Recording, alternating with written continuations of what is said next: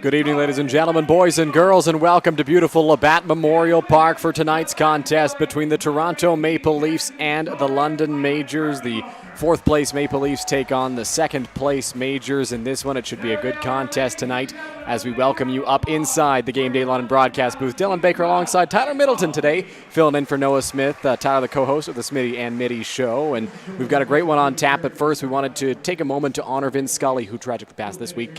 Vin had a long storied career with the Los Angeles Dodgers. I mean, the best in the business, the best broadcaster of all time for many, and just an all-time great that we lost this week. You said it there. And the one thing about Mr. Scully is that he did it himself. He never had a partner. He had the ability to bring the game to life with his words, tell stories that kept you entertained for as long as possible. He will rest easy, and he will forever be known as the best broadcaster to ever do it. Well, with that said, let's move on to tonight's game. And Tyler, the Majors hosting the Maple Leafs for the final time this season. Not the last matchup between the two teams. The Majors will travel to Toronto to wrap up the Intercounty Baseball League season. But it should be an exciting one tonight between a couple of great offenses. Yeah, it looks like the Maple Leafs may be a little shorthanded coming in to Labatt Park today, but it's still going to be an exciting game. The crowd's going to be electric on here on a Friday night, and they're ready to go, and so are we. Absolutely, we are. As we'll give you a look now at the Intercounty Baseball League standings this season. You see that the Majors are right up there on this season. In second place, a half game back of the Welland Jackfish, who have one more win than they do, in Toronto in fourth place. The top five is very, very close right now, Tyler. The bottom teams kind of where things spread out a little bit, but the top five, very, very good this year. Yeah, the separation you can see between 5 and 6. But other than that, the top five playing very well, and those Welland Jackfish coming into Labatt Park on Sunday, something we're looking forward to.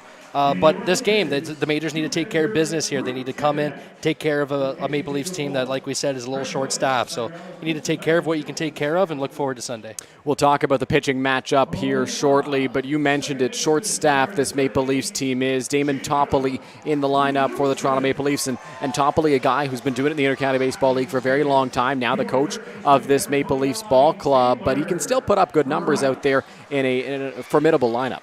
I'm excited to see it. I'm sure the rest of his team is excited to watch the coach play as well. It's obviously going to be tough for him to get back into it, I think, but I can't wait for his first at-bat.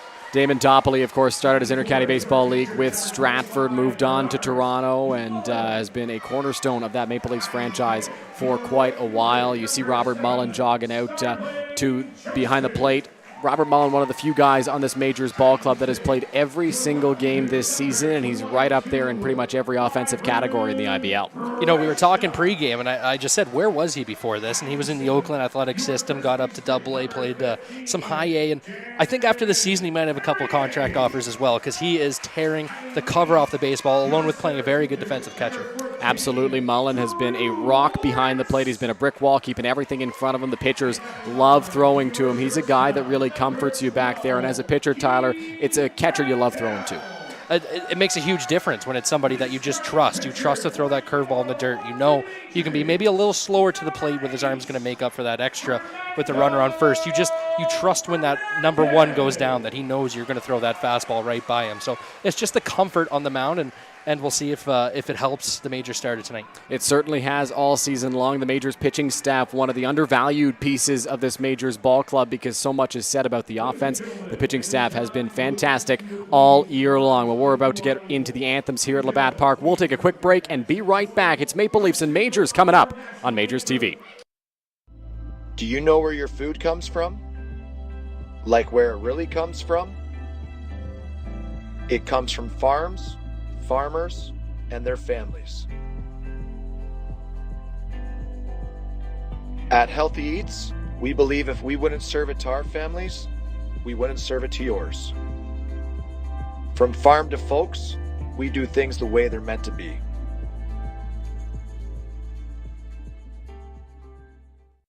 Here we go. Believe me, you've never heard a talk show like this. I'm sleeping with Joe Carter. By the way, Joe did not touch them all. Yeah. I have to say, your voice is fantastic. Meet Smitty. Listen, I'm the brains here. And Mitty. And I'm the good-looking funny one. This is the Smitty Mitty Show.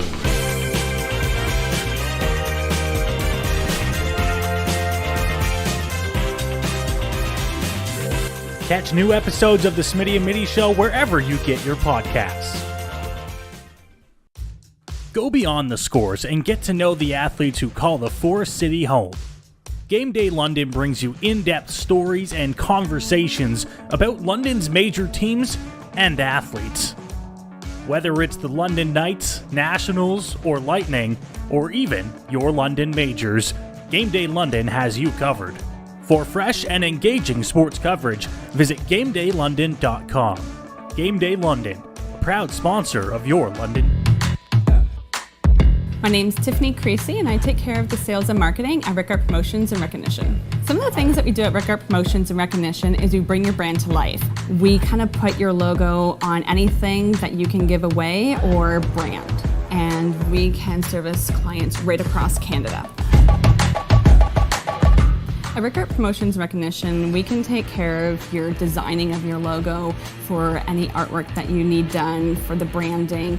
And a lot of people don't realize we can do that here. We also have our in-house production that we take care of your order from start to finish right here at our one location.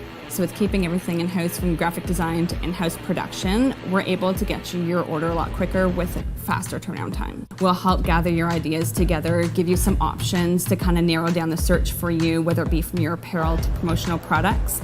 And from there, we'll get your mock-ups done, proofs done, order done, and the quality control is right there all along the way for you.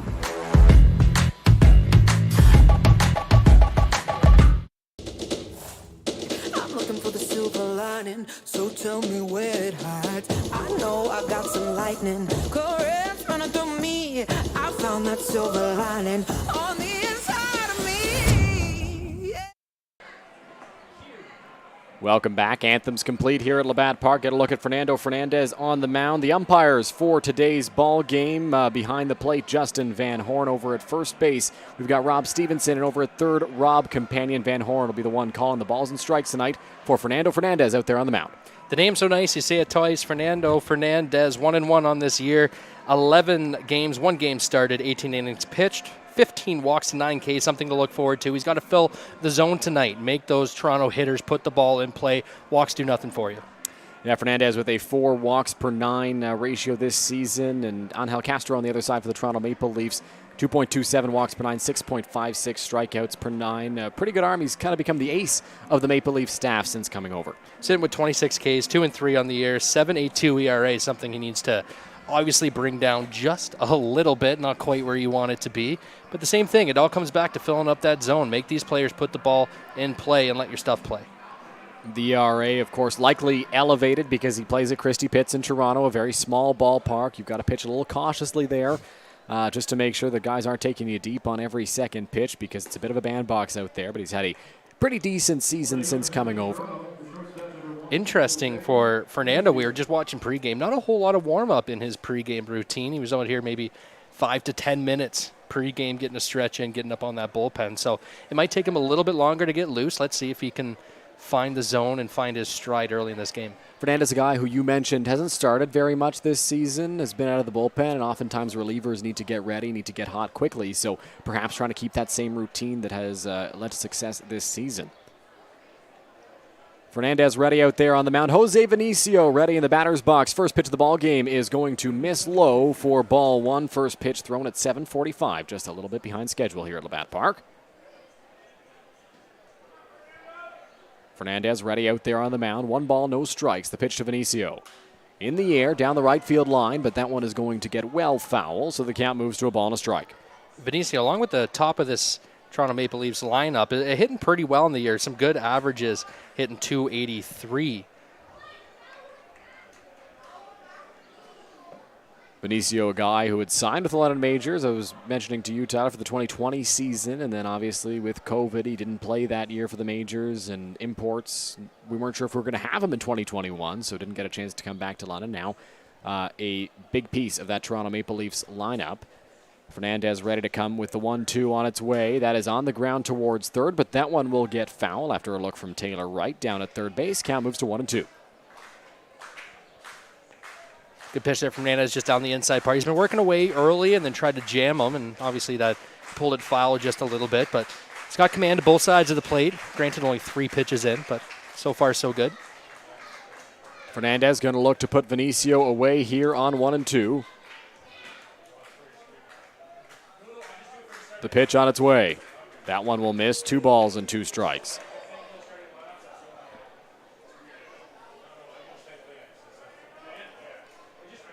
Fernandez, in his first start of the season last Friday, went 5 2/3, walked 1, struck out 2, relied on the ground ball, was very efficient. Only threw 69 pitches in 5 2/3 innings. Here's the 2-2 on its way. Swing and a miss from Vinicio. He's got his first strikeout of the ball game here early. Not where you want to live with that. It looked like a high off-speed pitch, maybe a changeup, a little too high for your likings, but a swing and miss makes it look like a K in the book no matter what.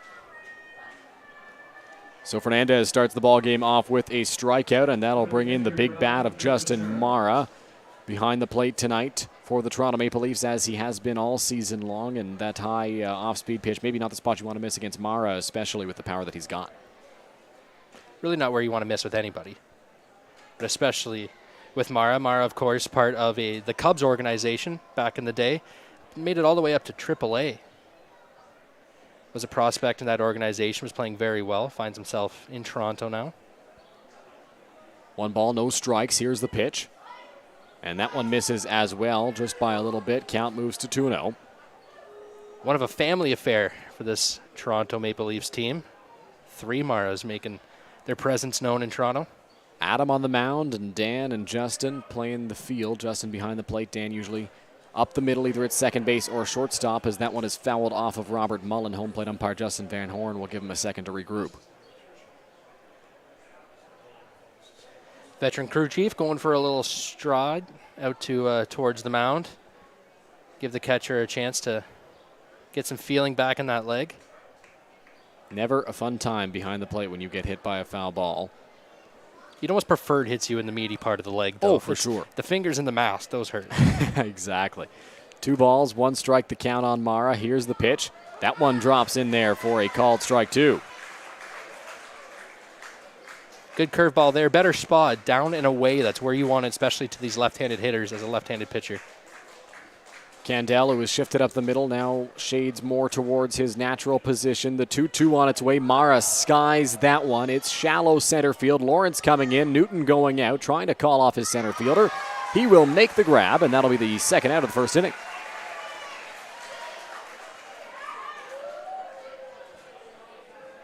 Kind of an interesting sequence there as the London Majors middle of the infield.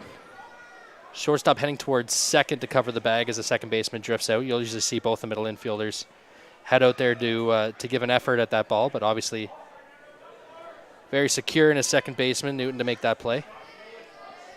So that'll bring in Jordan Castaldo, the 2019 Intercounty Baseball League Triple Crown winner and the MVP. Obviously, that season you win the Triple Crown, you're going to win the MVP more often than not. First pitch from Fernando Fernandez will miss for ball 1.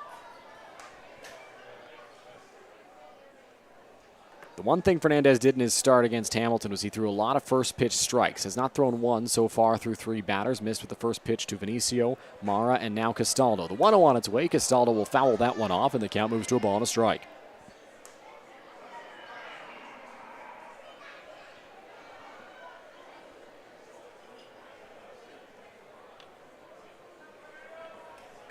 Fernandez at 12 pitches through 2/3 of an inning so far. Looks in for the sign from Robert Mullen. Ready to go. Here's the 1-1. In there on the outside corner. Castaldo thought about swinging, held back, but it's a called strike nonetheless. 1-2. Another good pitch from Fernando there. Fastball on the outside part of the plate. He's been able to control that arm side, which is one of the hardest places for the left-handed pitchers to be able to pull to that outside of the plate. So that's a really good sign here early in this ballgame. 1 ball, 2 strikes, looking for his second strikeout of the game. The pitch from Fernandez is going to miss low and in the dirt for ball 2. One of those guys that even when you got 2 strikes on him, you got to be careful. You can't leave anything meaty over the middle of the plate. That was a good curveball there again. Said it multiple times here, but the spot has been really good here for Fernando Fernandez so far. 2-2, 2 out here in the top of the first inning. Fernandez looking to set down the side in order. Here's the pitch. Castaldo rips that one over the head of Keith Candel, who leaps. It'll get into center field, and Drew Lawrence will pick it up out there. So it's a 2-out base hit for Jordan Castaldo. Just what we talked about there. Kind of a poorly placed fastball. Got a lot of the plate. was able to stay on it, keep the barrel back, and just use the opposite field. That's what good hitters do. They take those balls over the big parts of the plate. They don't try and do too much with 2 strikes, just choke up and kind of lay it over the shortstop. That's how you win yourself a Triple Crown, that kind of a bat. Absolutely it is. Castaldo with a hardline drive there over the head of Keith Candell. He tried to get up there, but could not get high enough. Candell and Taylor Wright shaded more up the middle with the power lefty bat of John Salazzo in the batter's box. Here's the first pitch from Fernandez. That one misses for ball 1. Wright is really off the bag and really back right now. Not saying it would be easy to lay down a bunt, but especially with the left-handed pitcher to push it down the third base line, it's there for the taking. The offering, a breaking ball, that drops in there for a strike, 1-1. It always confuses me why more hitters don't take advantage of that. If they're going to give you that much grass, a hit's a hit, line drive or bunt. The 1-1, Salazzo fouls that one straight back, and the count moves to a ball and 2 strikes. Granted, if you're the Majors, maybe that's what you want him to do. Kind of keeps the ball in the ballpark out of the gaps.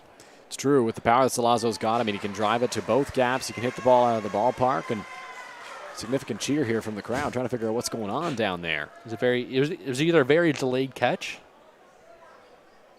Here's the 1-2, swing and a miss, strike 3. So Fernando Fernandez, who had 2 strikeouts in his last start against the Hamilton Cardinals, has that same amount in the top of the first inning, as the Maple Leafs get 1 hit from Jordan Castaldo but leave him stranded.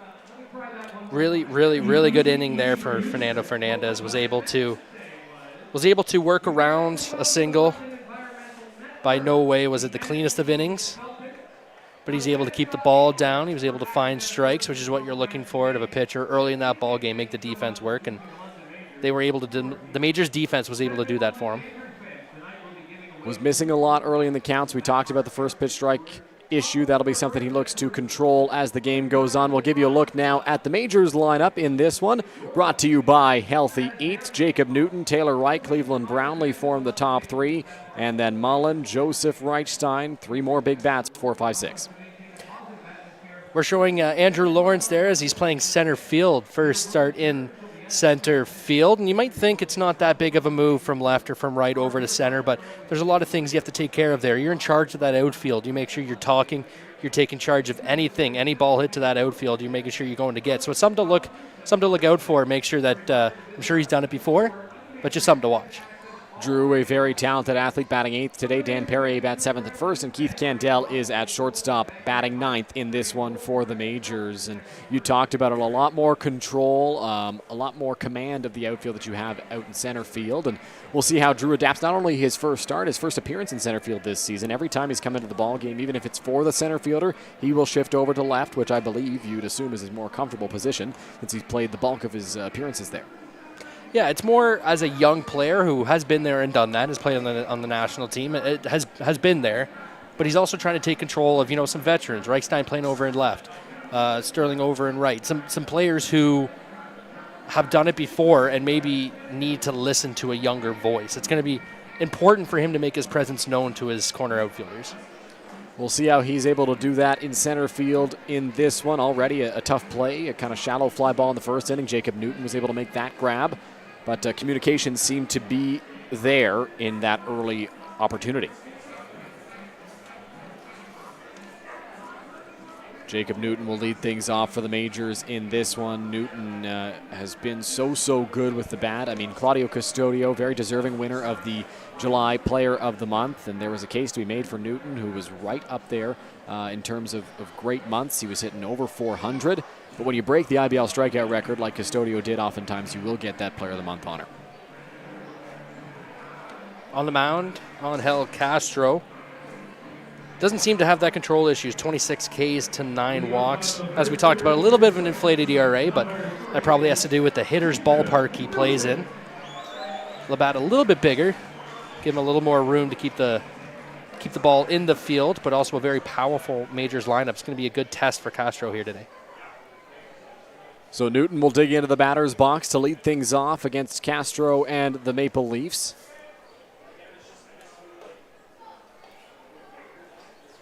Castro with a bright red glove out there on the mound. Into the windup he goes. Here's the first pitch. Newton hits that one hard and through the hole. So the Majors are into the hit column on the very first pitch that Castro throws. Newton is at first with a single. I think we might have seen a little bit from Topley there of maybe the rust. That ball wasn't very far to his right. Didn't take one step, didn't even really take an effort at it. But a well-hit ball for Newton. That's going to get the Majors their first hit of the ball game. So that'll bring up the big bat of Taylor Wright. And Wright began the year with the Majors, left for a period, came back last week, and his presence was immediately felt in the lineup. Hit a home run in his first game back. Just such a talented bat to have. Castro coming set out there on the mound. Has Newton over at first. Not shy to run. Not moving on this pitch. First pitch to Wright will miss for ball one.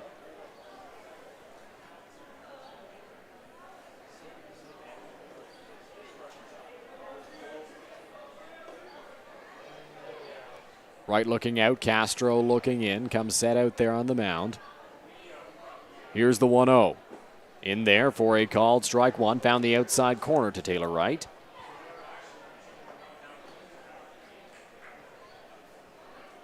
Wright looks down to third base. The Majors have employed the hit and run with this combination before. Wright, who hits for a high average. Newton, who's got good speed over at first. Here's the pitch. Inside. 2 balls and a strike now on Taylor Wright. Wright hitting .393 on the year. 5 home runs to go along with 14 RBIs. Would be right up there among the top guys in terms of average in the IBL, but doesn't have enough plate appearances to qualify. Here's the pitch. Wright takes that one. It's in there for a called strike 2. So he's taken all 4 pitches he's seen, and 2 of them have been in the strike zone. You're right with the leaders thing. Robert Mullins leading the league right now with a .423 average. Cleve is down there in the 7th spot, the next Major at .364. So Wright would sit there somewhere in the middle. 2-2. Here's the pitch. Newton on the move, on the ground towards the vacated hole that Vinicio left, going towards the bag, and Taylor Wright is going to have himself a base hit. What a beautiful hit and run by the Majors there. Obviously, the shortstop vacates his position to go cover the bag. Wright doesn't hit it hard, but he stays on that pitch and just dribbles it out to the vacated hole. That's going to be an easy base hit. 2 on and nobody out for the Majors, and right away, Castro is in trouble. You mentioned it, Tyler. I mean, exactly what you're looking for in a hit and run. You put that play on so that a hole opens up on the infield because a middle infielder is going to have to go cover second base. Taylor Wright found that hole and placed it perfectly. He didn't hit that ball very hard, but he hit it in the right spot, and now he stands at first base. So Cleveland Brownlee will dig in for his first trip to the plate in this one. Brownlee, second in the Intercounty Baseball League in home runs, just trailing Justin Gideon by 1. His career high in homers in his career is 13. This year he's at 13, so he's 1 off breaking his career record.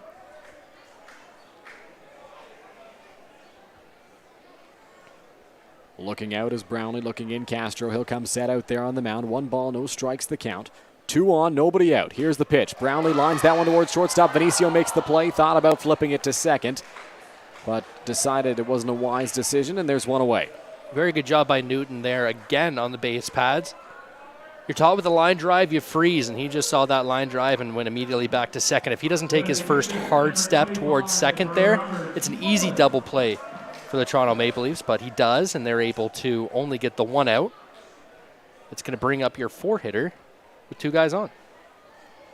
So Robert Mullen digs into the batter's box. 2 on, 1 out. Mullen, a guy who's got gap-to-gap power. I think he's got as many home runs to right center as he does to left field this season. He can just spray it all over the ballpark. He's got a great run-scoring opportunity here. The pitch from Castro on its way. Mullen takes that one right down Broadway for strike 1. Definitely not where you want to live to this hitter. You don't want to be catching the middle of the play too often. He's lucky that Mullins was just sitting back looking to see a pitch. Time called behind the plate by Justin Mara. Either he wasn't quite ready or he saw something on the defense that didn't look right.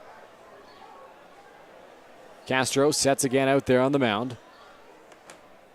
Newton faking a break, so Castro will take a step back and fake a throw to second base.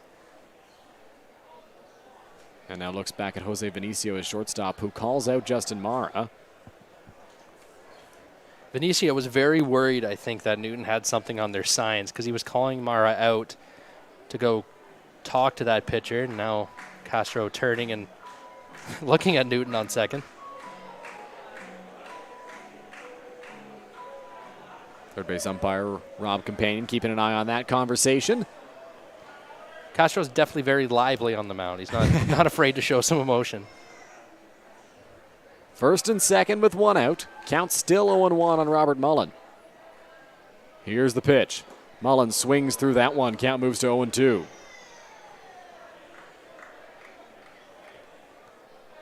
Castro's not going to bring a whole lot of velocity at you, so you just got to be able to stay back and stay within yourself. Don't be swinging too hard. Don't be swinging for the fences. Just make sure you barrel something up. No balls, 2 strikes, 1 out. Castro peeks back at Newton. Here's the pitch. Mullen on the ground. Going to be a tough play for Salazzo. He comes in, looks at second, throws to first in time to get the catcher running, but the runners will move up to second and third.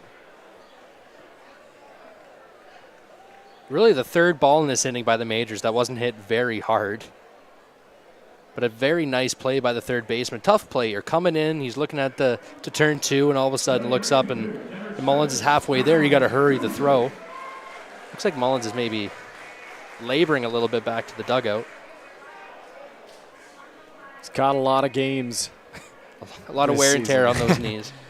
Absolutely. As Starling Joseph will dig into the batter's box.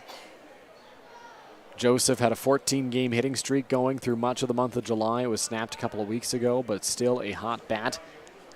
And Tyler, I don't know if Noah told you about this, but he rocketed a ball to center field, probably one of the hardest hit balls we've ever seen in this booth, and we've only been here for a few years, but just scorched it to center. He's got tons of pop.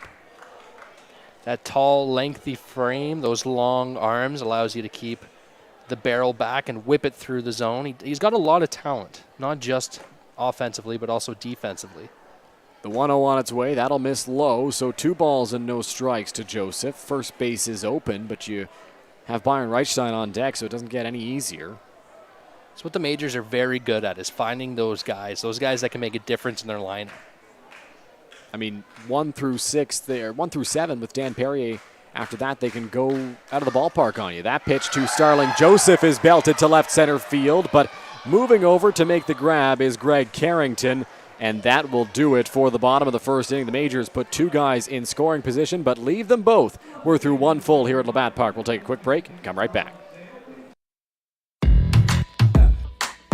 My name's Tiffany Creasy, and I take care of the sales and marketing at Rickard Promotions and Recognition. Some of the things that we do at Rickard Promotions and Recognition is we bring your brand to life.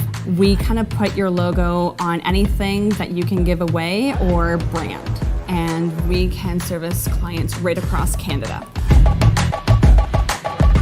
At Rickard Promotions and Recognition, we can take care of your designing of your logo for any artwork that you need done for the branding.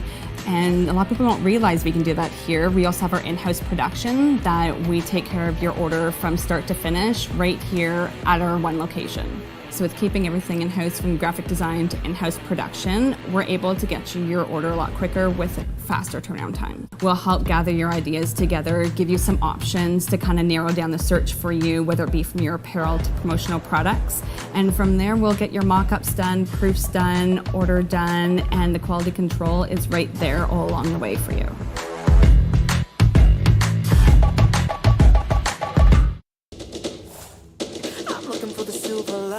So tell me where it hides. I know I got some lightning currents running through me. I found that silver lining on the inside of me.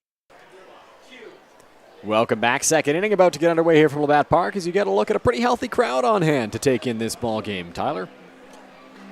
Braving the elements as it is hot. I have said it a couple times up here in the booth. It is muggy. It is warm. That sun is just tucking behind the grandstands.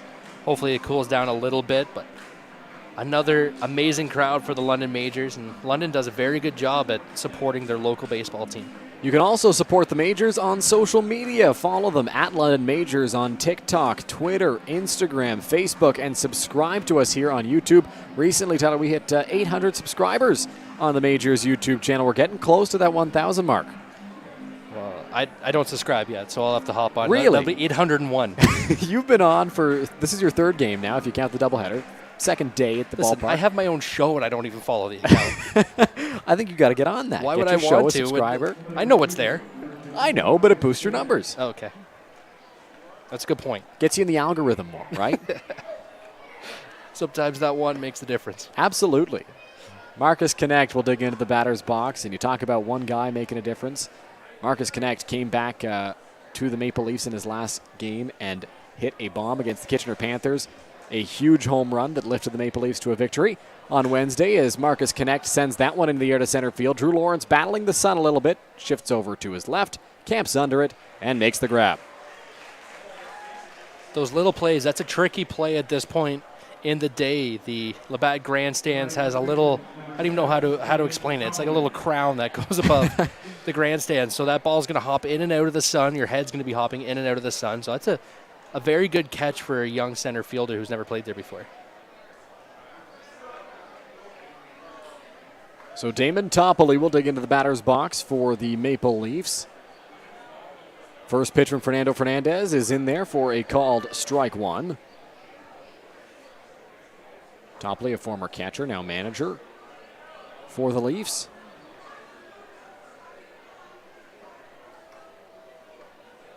Oh, 1, here's the pitch. That'll miss low for ball one. Toppoli this season has played in 17 games. 2 home runs, 11 runs batted in, a .273 average this year. Not too shabby. Not for at a all. coach. He is 46 years old, still doing it in the IBL. 1-1. Here's the pitch from Fernandez. That'll be well high for ball 2.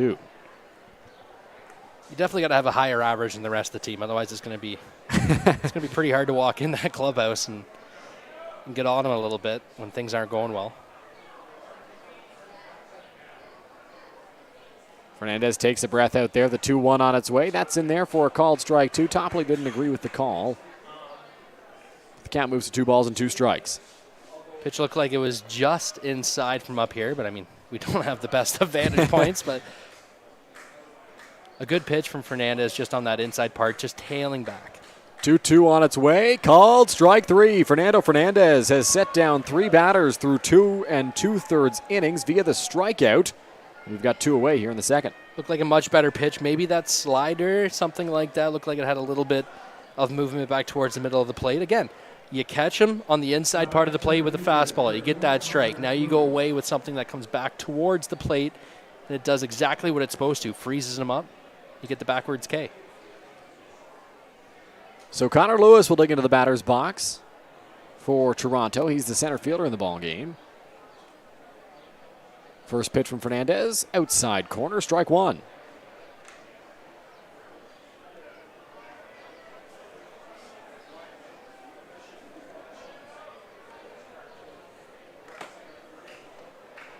Fernandez sets out there on the mound, takes a breath. Here's the offering. Lewis in the air, foul territory. Perrier and Joseph will give it a look, but it's out of play, and the count moves to 0-2.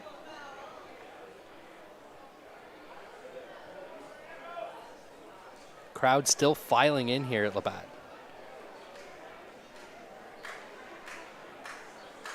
Everybody trying to get a look at the majors here on this beautiful Friday night. Turned out to be a beautiful night. Some rain maybe in the forecast earlier, but after a little drizzle, nothing since then. A swing and a miss right there from Connor Lewis. 4 strikeouts through 2 innings for Fernando Fernandez as he sets down the Maple Leafs once more.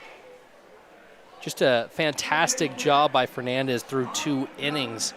Not only striking out, I mean, obviously striking out hitters and putting them down almost in order, that one base runner. Obviously, that's great. But along with the pitches, the pitch locations, he's not missing up too often. Everything's down. Those breaking balls are hitting the dirt. He's working sequences well. It makes it easy on your catcher when you can hit those spots and he can think along with you. So very, very, very good start by Fernandez. Up at 28 pitches right now through 2 innings, so he's been pretty efficient too through 2 frames. And the majors with a pretty busy week coming here.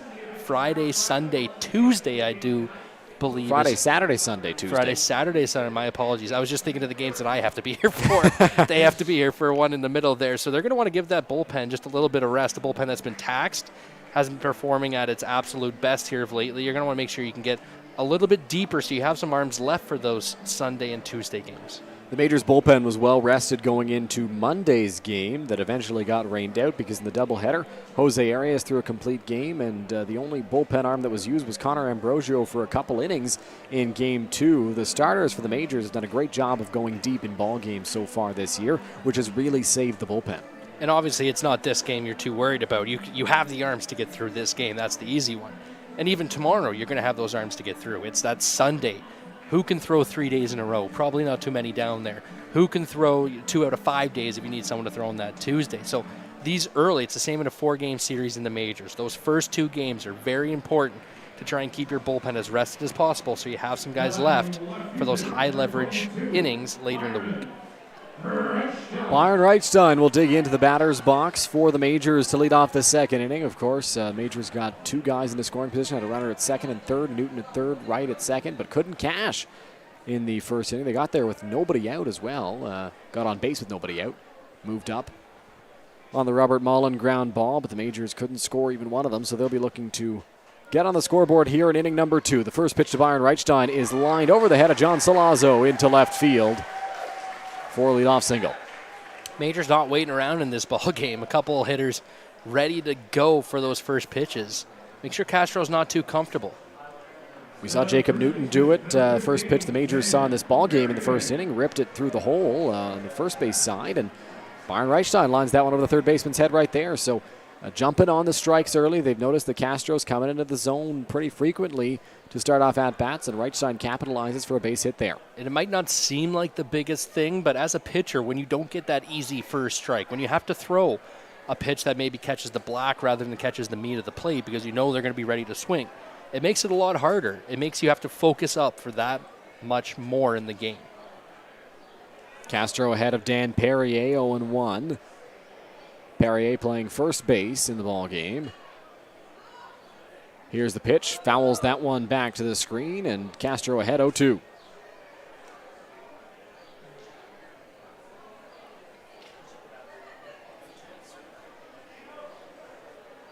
Castro has Reichstein at first. Has been known to pick his spots in the past with a stolen base or two, but don't believe he's got one this season since he made his return to the Majors. Here's the 0-2 on its way. Perrier goes after the breaking ball. They'll appeal down to first. And Rob Stevenson says he went around, so it's strike 3, and there's one away in the second. Perrier knew it as soon as he swung. He was turning, walking back towards the dugout. It would have been pretty interesting. The first base umpire said he didn't swing because he was pretty convinced he swung. Looked like it from up here, and you mentioned already that we don't have the best view from up here, right? Yeah, it looked like he went by quite a bit. If we can tell from up here, he probably went around. Drew Lawrence will dig into the batter's box now for the Majors. Runner over at first base, one away. And how big of a piece has it to have Byron back in this Majors lineup? Oh, it's huge. I mean, it just extends the danger in that lineup, the depth of that lineup that much further, one spot further. And it's not to say that the Majors can't hit 1 through 9, but it extends the depth even onto the bench.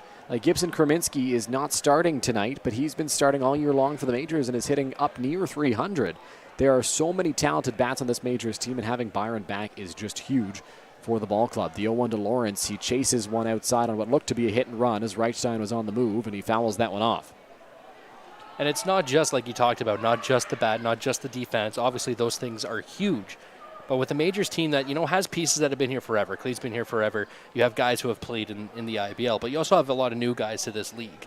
So somebody who can come in and who has seen some of these pitchers, who has seen these ballparks, who can give you a little tidbit on how this is going to play off the corner. That is huge. That veteran presence is big, especially heading into a playoff run.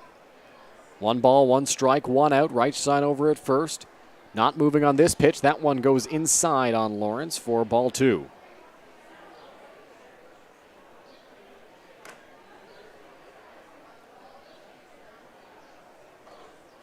Topley holds Reichstein on over at first. Defense straight up. Castro set. Here's the offering. On the ground, back towards the middle. Going to be a tough play. They'll tag Reichstein for one. On to first. It's a double play to get out of this second inning. So Castro allows the base runner, but erases him on the 2 ball. We're through 2 complete here at Labatt Park. No score between the Majors and Maple Leafs.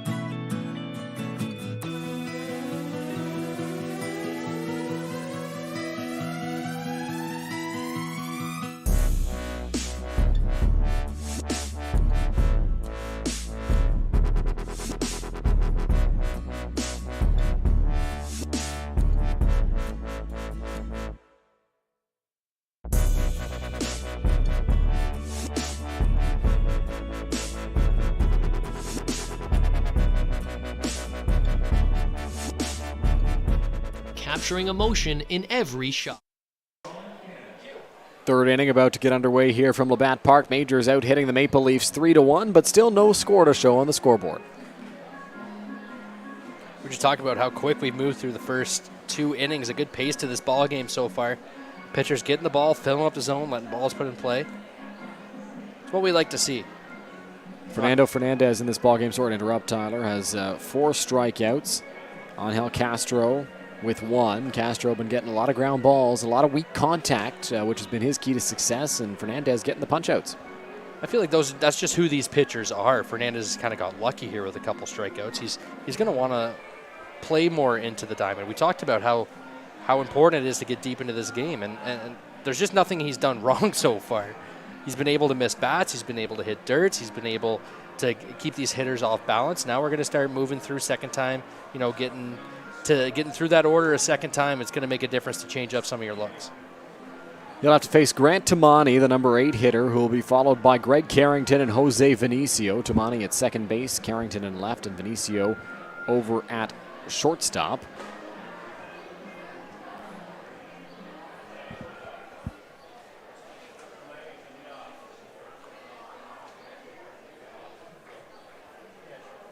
Tamani, a utility guy who we've seen play some center. We've seen him play some left as well. Over at second base today. We'd have to ask our friends the Bushmen and Christy Pitts what his natural position is. He's kind of been all over the place on the diamond. Looks comfortable wherever he plays. Just a talented defender. Fernando Fernandez ready to come with the first pitch to him. It is going to miss for ball 1. Those guys are so important. You see them get moved at deadlines all the time. Guys who you can just feel comfortable where they're going to play anywhere. You can plug and play them in that lineup and fill some gaps in maybe your defense with them. Here's the pitch. That one will miss. 2 balls and no strikes.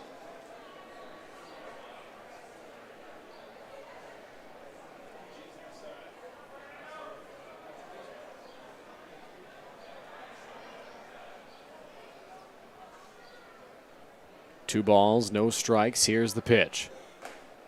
In there, called strike 1. So after falling behind 2-0, he gets back in the count.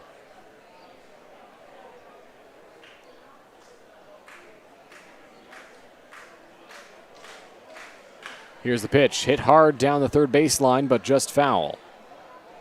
2-2. Good job getting himself back into this count. Falling behind 2 balls and no strikes. Pours over a fastball, makes a good located fastball on the inside part. Just gets pulled foul, and now all of a sudden you're even. You're right back in it. Fernandez ready. 2-2 on its way.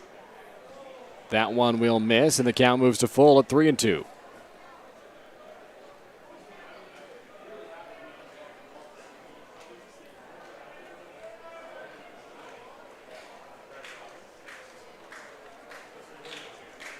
Full count pitch from Fernandez on the ground. Going to be a tough play. Candell coming in from shortstop on the run throw to first. The stretch from Perrier, and they got him. A great defensive play for the first out. Great play by Candell there heading towards his glove side. You would prefer to see Wright maybe cut him off and take that ball if possible. Obviously, Candell's momentum taking him towards us here in the booth and not towards first base, where Wright can pick up that ball, set his feet, and use his momentum to get it to first. But either way, great play by the major shortstop. So 1 away now as Greg Carrington will dig into the batter's box. Carrington wearing the 2-flap helmet. As Fernandez ready out there on the mound, here's the pitch. That one will miss for ball 1. Tyler, I know you're a pitcher. When you hit, are you a 2-flap guy, a 1-flap guy? What was your preference? Go 1-flap. Yeah, I think so. Especially when you get to those senior ages. I mean, as kids, obviously, you got the 2-flap. Yes. When you're allowed to in senior, you gotta be able to rock that 1-flap. That one is lined straight back to the screen. It becomes a ball and a strike now with 1 away. Especially, I was gonna mention, like he's got quite the look. The tweeners, no gloves, double flap. He's got everything working for him tonight. Just a great look for Greg Carrington. Alan Ross in the chat telling us Grant Tamani's playing second base now as Dan Mara is hurt. Pitch to Carrington on the inside corner for strike 2. He's not a fan of that call. We'll take a bit of a walk, but Mara, one of the 3 Maras on this Maple Leafs ball club, and clearly sidelined right now, so thanks to Allen for that little tidbit. 1-2 with 1 out. Fernandez coming set out there on the mound. Here's the pitch. Carrington pops that one into foul territory. That one will drift over the grandstand towards the parking lot. Tyler, I don't know where you parked, but was your car in danger on that foul ball, you think? I tucked behind a big truck. I got a little car, so I made sure I got right in front of a big truck. So there's nothing. It's got to come straight down. You're not here every week, but you're parking like a veteran already. Well, you got to know. Like I can't afford. I got a wedding coming. I can't afford a new window. That one is in the dirt. It'll miss for ball 2 as Fernandez tried to bury one and get a chase, but did not get one from Carrington.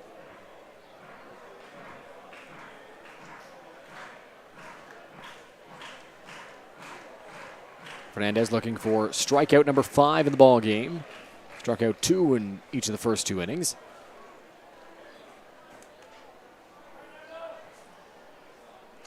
Takes a breath out there on the mound, shakes off Mullen once, now twice, comes set. The 2-2 home. That one misses low, so the count moves to full now at 3 balls and 2 strikes. Hasn't had too many of these tonight for Fernando, but obviously he's getting a little deep into these last 2 accounts. Second full count he's been into in these 2 batters. It's going to drive that pitch count up. Here's the 3-2 home from Fernandez. In the air, fouled off. And especially to the bottom of the order. You want to make sure you can take care of that bottom of the order. Get them in and out of that batter's box so you can save those pitches for those bigger hitters that are awaiting at the top of the Maple Leafs lineup. Not only that, Tyler, but Fernandez has been a reliever most of the season, so we're not too sure how far he stretched out, right? He threw 70 pitches, just shy of it, 69 in his last outing. As the pitch on its way to Carrington, swings through that one for strike 3. So Fernandez has another strikeout victim, but just to finish that point up at 42 pitches now, threw close to 70 last time. We're not sure how far he can go in this ball game, so efficiency is even more key for him. You got to think they maybe push him. If he was around 70 last time, maybe you're looking at 80, 85. They might even push him into that 90 range, knowing how much baseball there is for the Majors later this week. But when you look at the starters the Majors have lined up, with no offense to Fernando, this is probably more like their 4 starters. So when you're looking at the other top 3 that are probably going to go in this next week, should be able to get you a little bit deeper into those ball games. Top of the order now as Jose Vinicio digs into the batter's box and will take a ball. Vinicio struck out swinging in his first trip to the plate.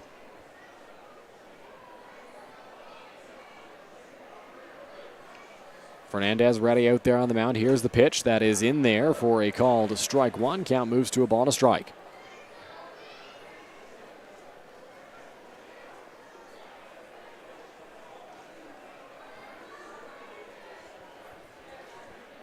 Fernandez comes set out there. Working from the stretch, even though there's nobody on base. Vinicio taps that one on the ground foul. And the count moves to 1-2. Going to look to strike out Vinicio for the second time here.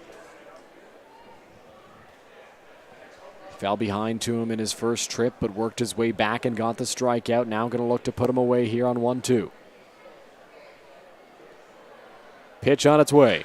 Ripped down to third. Taylor Wright is right there. He makes the grab on the line drive, and that'll do it for the top of the 3rd inning. Another 1-2-3 inning for Fernandez.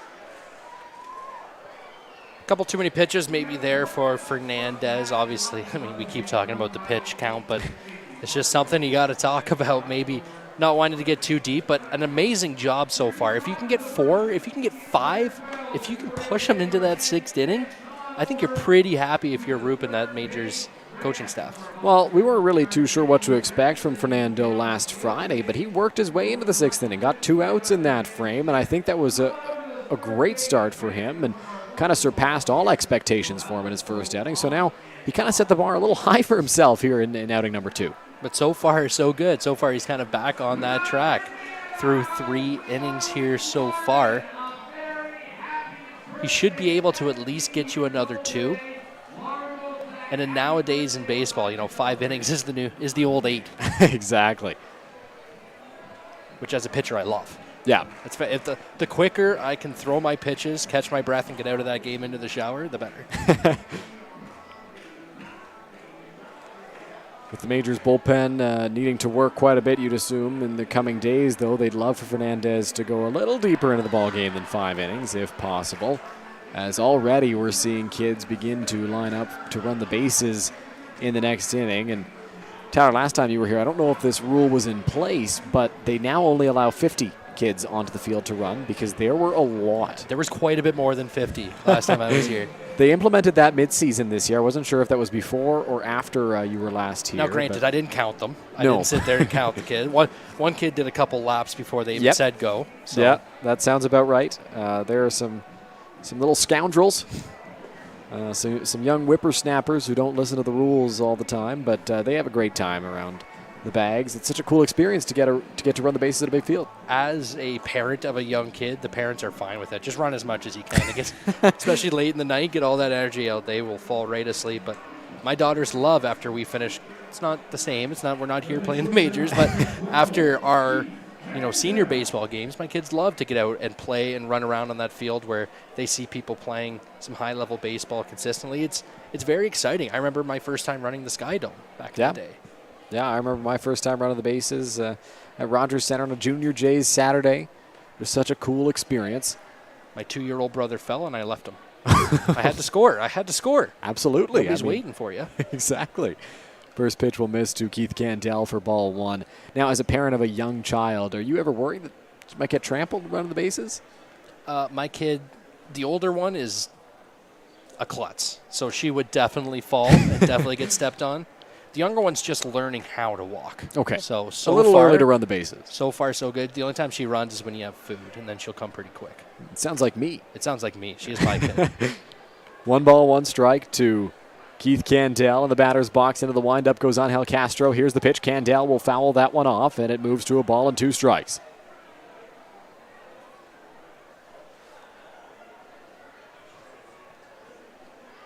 Like to send a happy and safe weekend to your partner, Noah Smith, who's down at Boots and Hearts this weekend. Oh, he put in the chat he was there on business. He was out on business this weekend. Pitch to Candell, misses. So you're kind of... I have no fear of telling people where he actually is. Kind of ruining his story there. But yes, he is at Boots and Hearts, having a whale of a time, it looks like.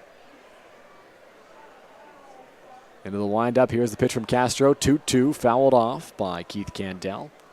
Have you ever made the trip down to Boots and Hearts? I have not. I really just got into country music this year. I haven't really been a country music guy in the past, so I've never been to Boots and Hearts.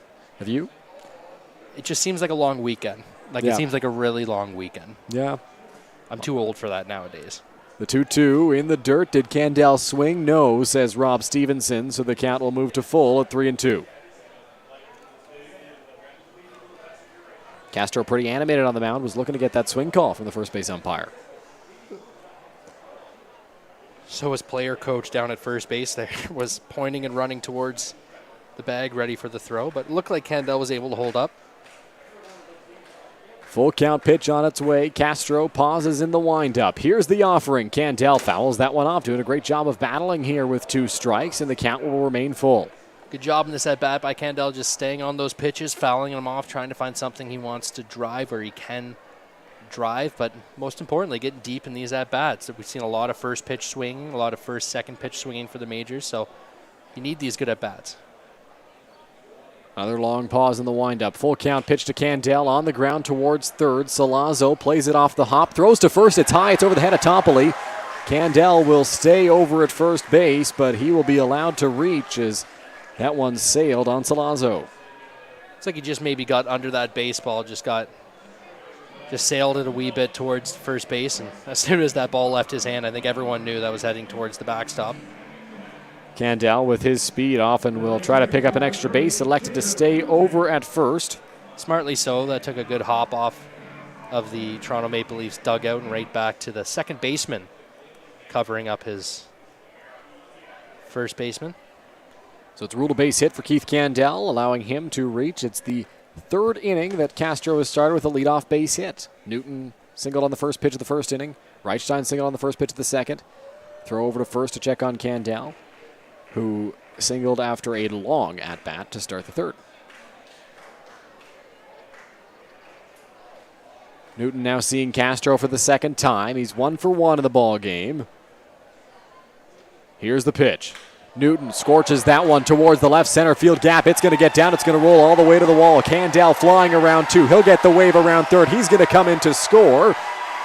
Jacob Newton has an RBI double, and the Majors lead 1-0 here in the bottom of the third inning. With the speed of Kendall, obviously going to score from first base. Got a good jump. That ball was tattooed for the gap right off the bat. Good jump by Kendall. He scores easily. The Majors still have a runner in scoring position and nobody out. So a guy with speed trades places with a guy who has speed. Candell scores on the Newton double, and now the wheels of Jacob Newton stand at second base for Taylor Wright, who's also 1 for 1. His hit wasn't hit overly hard. It was kind of squibbled towards shortstop, but because of the hit and run, he was able to reach. It was really the first hard hit baseball we've seen tonight. Yeah, that one was hit very hard off the bat of Jacob Newton. Here's the pitch. In there for a called strike one.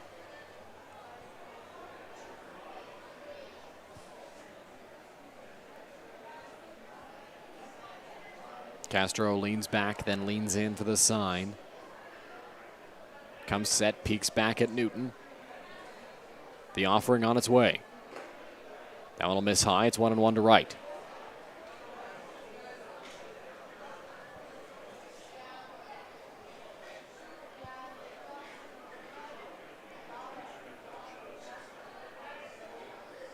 Newton taking his lead from second, not making as much noise as he did the last time he was out there. Vinicio creeping behind him at second base. Here's the pitch on its way. That one misses low, 2-1. Tyler, I don't know if you picked up on it on that just before that last pitch, but Jose Vinicio at shortstop kind of giving some signals to Angel Castro touching his hat, it looked like a little bit. I don't know if he was just adjusting it or if he was trying to convey a message, hey, don't throw over on this one. I think he was kind of telling him to just focus on that guy at the plate. Don't worry about him, that he's in his back pocket. He's got Newton sitting.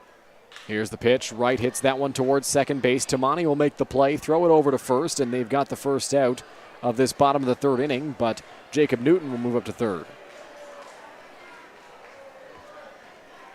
Good piece of hitting there for all the young hitters watching us right now. If you can't score them, then make sure that ball gets to the first base side of the infield so you can advance that runner. You work on it in BP, first round. You're getting the guy over, you're scoring him. So that was a really good job of getting that runner over with less than 2 outs for one of the best major hitters. Cleveland Brownlee digs into the batter's box, lined one to shortstop, and was set down on his first trip. Had a runner in scoring position then, now has a runner standing over at third base, 90 feet away from scoring the second Majors run of the ball game. Into the windup goes Castro. Here's the offering. Cleveland swings through that one for strike one. And with the base open here, if you were Castro, who do you pitch to? Do you pitch to Cleve or do you pitch to Mullins? I think you got to pitch to whoever's in front of you because you don't really have a great option coming up after. Here's the 0-1. Cleveland swings through the high fastball, so he's ahead quickly, 0-2. He hasn't been coming right after him. That first pitch was inside. The Cleve's just been a little anxious. Now with 2 strikes, maybe he settles down and finds a little bit of an approach at the plate. 0-2 home from Castro. Cleveland takes that one high. So after chasing the high fastball for strike 2, he's able to lay off there for ball 1. Very good pitch by Castro and very good eyes by Cleve, able to stay off of a pitch that he just swung through. It's not the easiest thing to do. Here's the 1-2 on its way to Brownlee. Swing and a miss, strike 3. Castro fired up after that strikeout. He gets a huge second out of the third. Just not able to hold off of that third one. Living up in the zone to Cleve may be something that the Maple Leafs have figured out. Staying high to Cleve, not allowing him to get that barrel down and golf those baseballs that we've seen him do so many times in the past. So that'll bring up Robert Mullen in a big spot. There's a runner over at third base. It would be a big insurance run if the Majors are able to get Jacob Newton across in this inning. Castro going to look to leave him stranded at third. Here's the first pitch to Mullen. Inside and high for ball 1.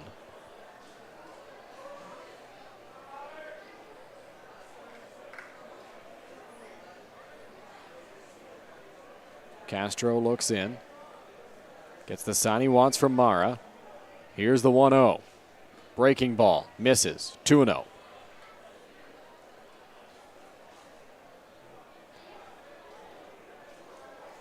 Now, as you fall behind 2 balls, I think maybe I'd be working around Mullins just a little bit. you're not giving up, but you're throwing those sliders to the outside part, see if you can get him to roll over. If not, you'll take the walk. 2-0, 3-0. Now for sure 3-0, you're not throwing him anything anywhere close to the plate. And I mean, not a bad hitter at all on deck in Starling Joseph, but obviously not Robert Mullins, who's leading the league in several batting categories. 3-0, likely pitching around Mullen here. Newton still standing at third base. Here's the offering from Castro. Ooh, came in the strike zone. Mullen had the green light, took a big hack, but came up empty, 3-1. I'm surprised in multiple angles there. One, that Castro would throw a ball anywhere near the plate, and two, that Mullins had that 3-0. 3-1 on its way now. Mullen in the air, hit a mile high, but a mile foul. And the count will move to full.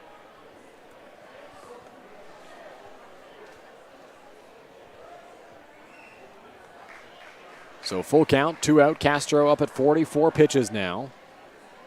Into the windup, here's the offering. Outside, ball 4. Mullen lays off the breaking ball, and he will work himself a walk, putting runners at the corners here with 2 out.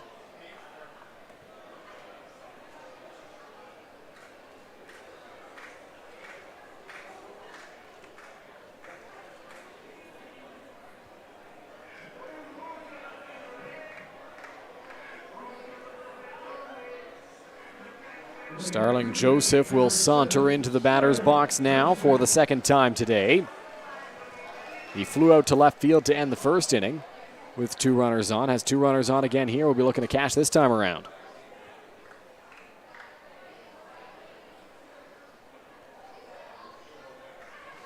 Castro looking in for the sign, will come set. Here's the pitch. Joseph takes a big swing at that one, but comes up empty 0-1.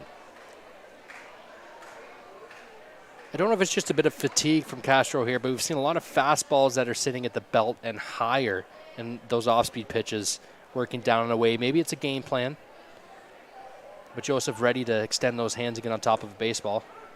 Ooh. That one a called strike on Mullen. He doesn't love that call, and I heard you make a sound. I was on the edge of making one too. That one looked high to me.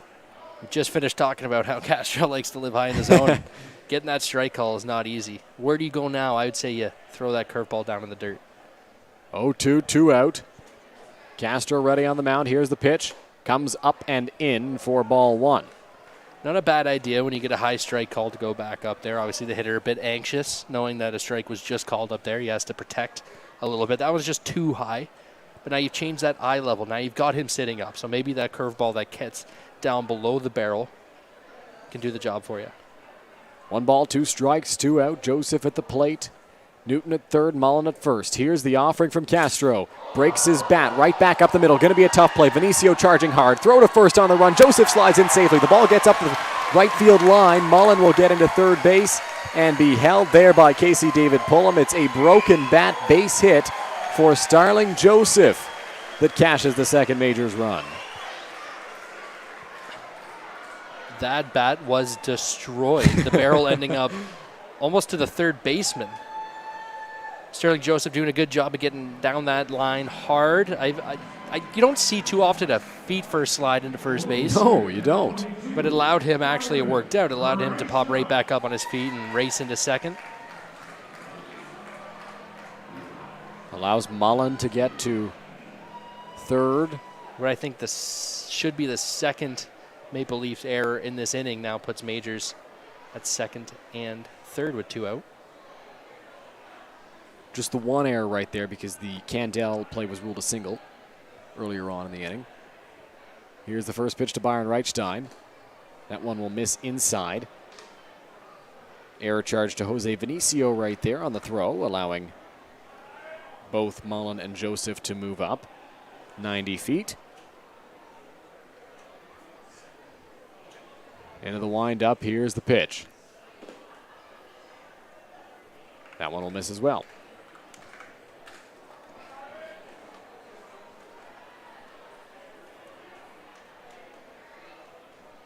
Majors 2 runs on 6 hits up to this point. 2 balls, no strikes. The count to Byron. Hits that one on the ground towards first base. Tough play for Toppoli. Will throw over to Castro, and he dropped the baseball. Coming in to score is Mullen. Joseph right behind him. The Majors will cash 2 on the misplay at first base. That will be the second error charged to the Maple Leafs this inning. As Tapley was, he got there, he got to the ball, he started his feet moving towards first. The flip was a little bit high, but I think Castro was just a little late getting off that mound. So he had to find the ball and find the base at the exact same time rather than taking what we call the banana shape. You want to get down that baseline so you are running straight with the runner up the first baseline, easy to take you into the bag. Didn't have that shape, made it hard to catch the ball and find the base, and just wasn't able to do it. So it'll be an error charge to Toppoli there. Here's the first pitch to Dan Perrier. That's fouled off for strike 1. Boy, oh boy, the defense has really cost the Maple Leafs in this inning.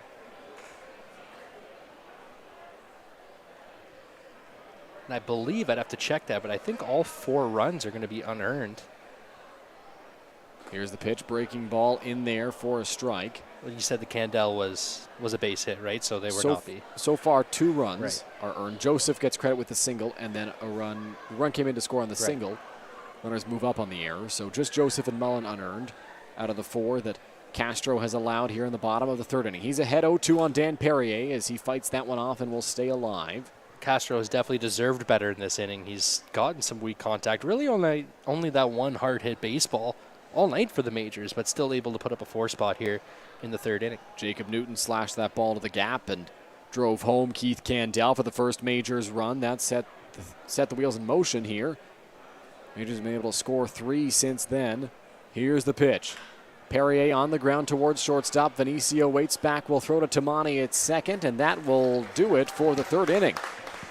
So the Majors plate 4 in the 3rd as they lead 4-0 after 3. Do you know where your food comes from? Like where it really comes from? It comes from farms, farmers, and their families. At Healthy Eats, we believe if we wouldn't serve it to our families, we wouldn't serve it to yours. From farm to folks, we do things the way they're meant to be.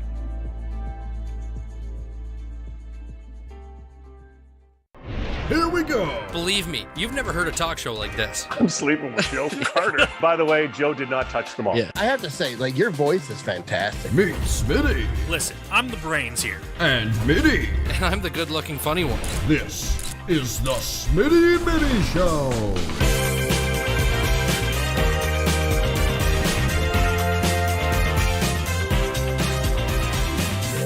Catch new episodes of the Smitty and Mitty Show wherever you get your podcasts. Go beyond the scores and get to know the athletes who call the Forest City home.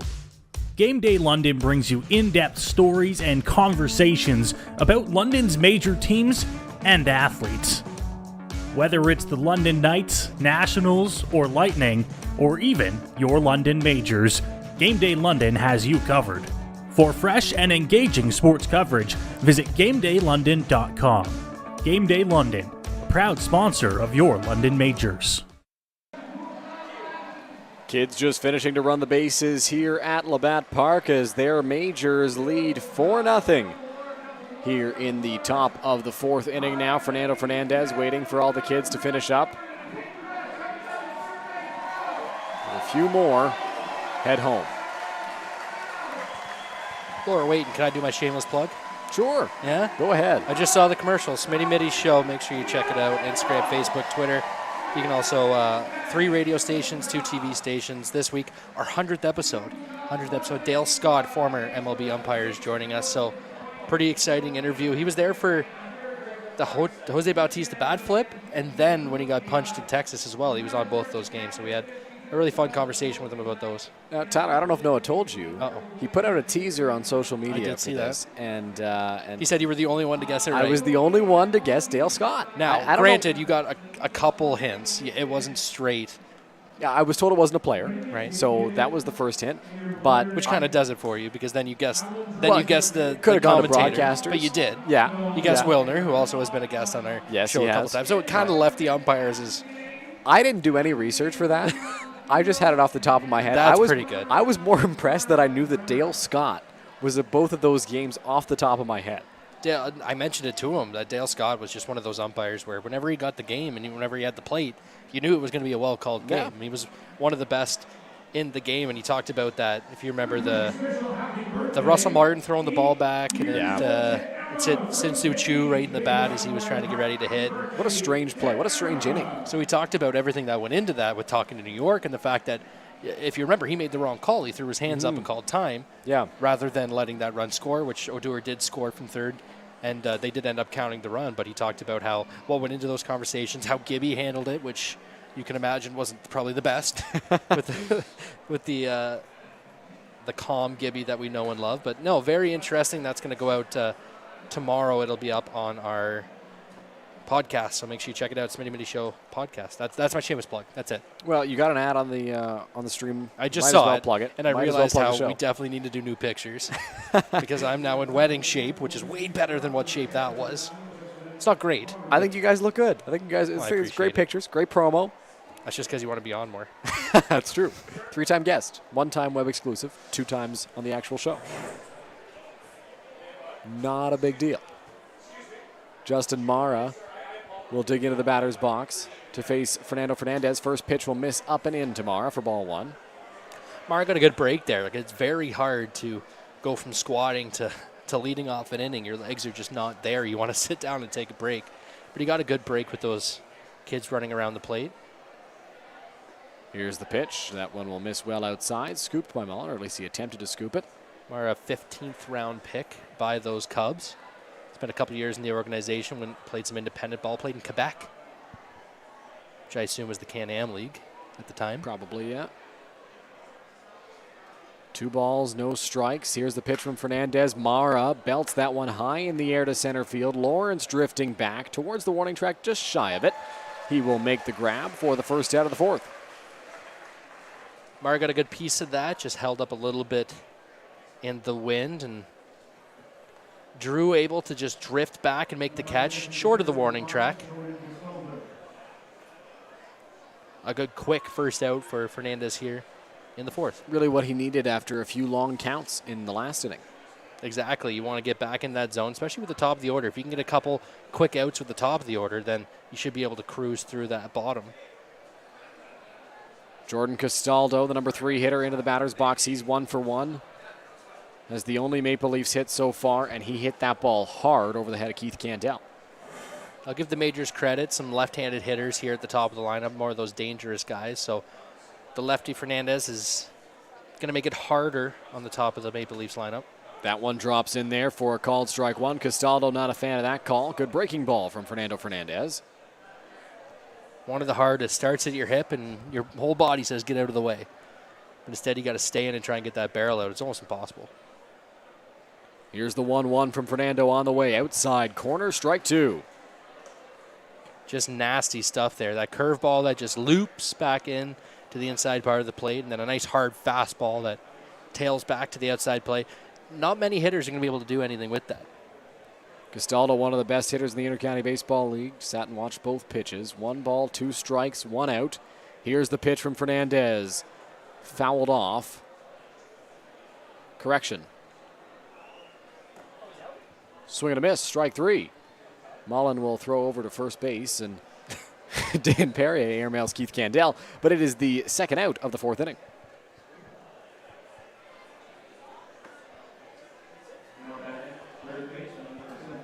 Bit of a strange play there, Tyler. I don't know. I'm thinking, which isn't the best thing to do on a broadcast, but it was the reaction of Mullins that I wonder if maybe the bat got the glove, and that's what the conversation was. That right? you think so? Yeah. Maybe just the umpire missed it.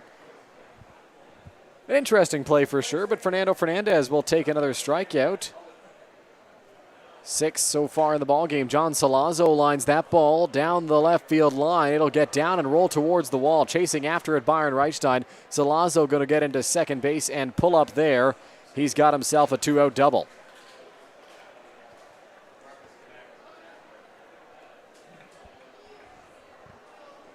If you're going to let them hit the double, that's the time to do it. 2 out, not much hurt there. Just able to stay on that pitch and find the corner. The one thing that does happen is you have to extend the inning for Marcus Connect, former Blue Jays prospect, lots of power. He's got a runner in scoring position here. Byron did a good job getting to that baseball and getting it in, just keep holding him to a double. Not that he's probably going to stretch it to a triple there, but that was a long run for Byron. Shaded towards center field. Expecting Salazzo to pull the baseball, went the other way, and a beautiful double to left field. Fernandez will peek back at Salazzo. Here's the first pitch to Connect. In the air, center field. Lawrence a few steps back. Has it in his sights, makes the play, and the side is retired. So we are through 3.5 here at Labatt Park. The Majors lead it 4-0.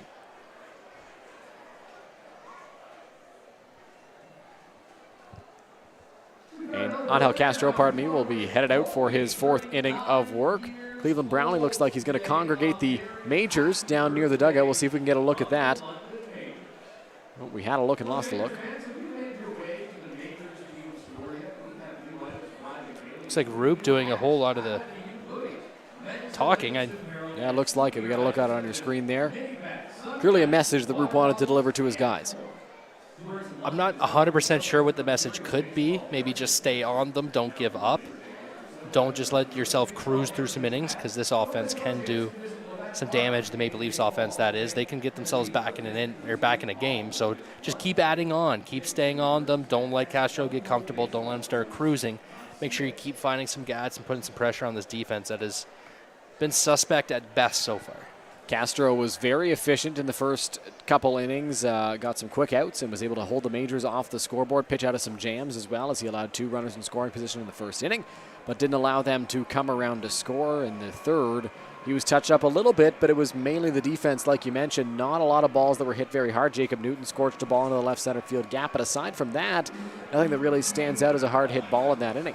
And if you're in the Maple Leafs dugout, that's kind of the message you want to send to your defense and Castro is, look, he's doing his job. He's getting his ground balls. He's getting his outs. Let's make sure we do our job and make the outs that are presented to us to keep these pitch limits down, because there's nothing more frustrating for a pitcher than when you make a good pitch, especially to a good hitter. If it's Mullins, if it's Cleve, if it's Sterling, if it's really anybody in this Majors lineup, you make a good pitch, you get yourself a ground ball, and you don't have an out to show for it. It's frustrating. I know the worst is when you have an outing and you're executing all your pitches well. It's weak contact, but they just keep finding holes. It's a bloop over the third baseman's head. It finds the spot when there's a hit and run on. That's just so frustrating when you're out there on the mound, and you can't let that get to you because you've got to make sure you stay locked in. A lot of guys in this Majors lineup who can do damage to you. So Castro has to stay locked in here and execute his pitches, even against the bottom of the order for the Majors like we see now. Drew Lawrence will dig into the batter's box. 0 for 1 on the day. Here's the pitch from Angel Castro. That one will miss outside for ball 1. Majors official score, Dave Woody sidelined tonight. Has a bout with COVID-19 at the moment, and he's asking for a quarantine burger in the chat. That one will miss for ball 2. Now, Woody, we'd love to get you a burger. I'm not sure we'll be able to from the chat. I don't think I'm going to take it to him. If you would like to drive it over, go ahead. Lawrence hits that one on the ground towards third. Salazzo charging in on the run throw to Toppoli at first is in time for the first out of the bottom of the 4th inning. Good job there on a slow roller, getting to it, not taking anything for granted. A bit of a jump throw, if you will, just to set his to not set his feet, but to get rid of it just a little bit quicker. We've seen some troubles over at third base so far for the Toronto Maple Leafs, but a quick runner in Drew Lawrence. Obviously, you got to get it in and out of that glove. So that'll bring up Keith Candell, 1 for 1. Had a slowly hit ground ball. Jose Vinicio nearly threw him out at first base. The throw escaped him. Candell credited with a hit. First pitch from Angel Castro on the way to Keith Candell. Swings through that one for strike 1.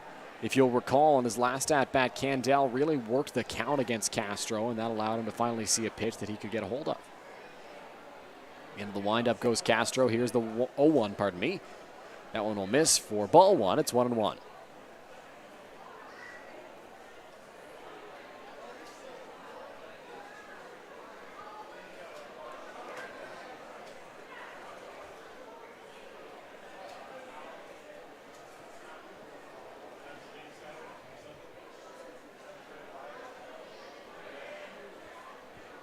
Candell in the box, ready. Here comes Castro to the plate. Candell in the air, foul territory. Toppoli giving chase on the warning track, and that one will get into the crowd.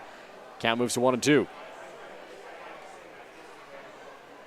Not that Toppoli was going to get to that ball, but it looked like he kind of lost it in the lights. We're at that time of day where the sun's just setting, the lights are on, so you're going to get those twilight balls that are hard to distinguish between the night sky. This is the time of day where Jaron Duran lost that fly ball at Fenway Park, allowing Raimel Tapia to hit that inside the park grand slam. Lost is a interesting way to put that because he was nowhere close to it. No, not at all. That one fouled off by Candell. 28 runs the Blue Jays put up in that game, am I right? Unbelievable. 28-5, I think was the final score there. A new Blue Jay record. That one misses. If I remember, 31 is the major league record. But is it 31 or is it 30? I know it's at least 30. Put up by Texas, right? I think it was a long time ago. We'll have to do those checks. Look, you talk. Okay. Here's the pitch. Candell lines that one in towards left center field. It's going to get down. It's going to get past Carrington. Candell around first. He will dig for two. The throw coming in is not in time, and Keith Candell has himself a one-out double.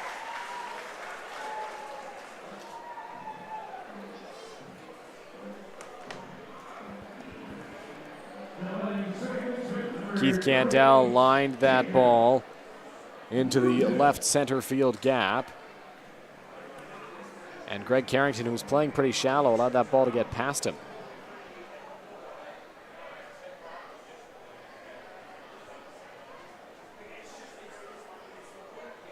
So I don't know what you found, Tyler, on this 30-run game. I'm seeing 30 between Texas and the Red Sox. Am I incorrect? I've got Texas and Baltimore. Texas and Baltimore. 30-3 on August 22nd, 2007, according to ESPN. I don't know if it's an American League record, as the first pitch of Jacob Newton is in there for a called strike. I did just see the National League, I believe, was 29. Okay. Castro set out there on the mound. Candell in scoring position. Here's the 0-1, swing and a miss, 0-2. Either way, that's a lot of runs. Oh, yeah.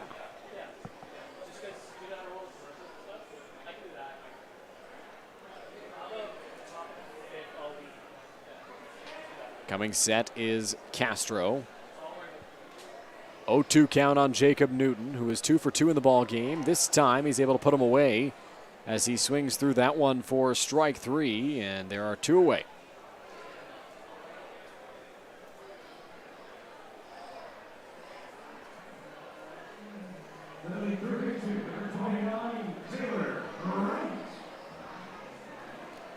This is the point where the Majors and Wright specifically just need to find that clutch 2-out hit, the elusive 2-out hit. That's where you separate the top of the league from the bottom of the league, is the ability to score that run with 2 outs. Taylor Wright digs into the batter's box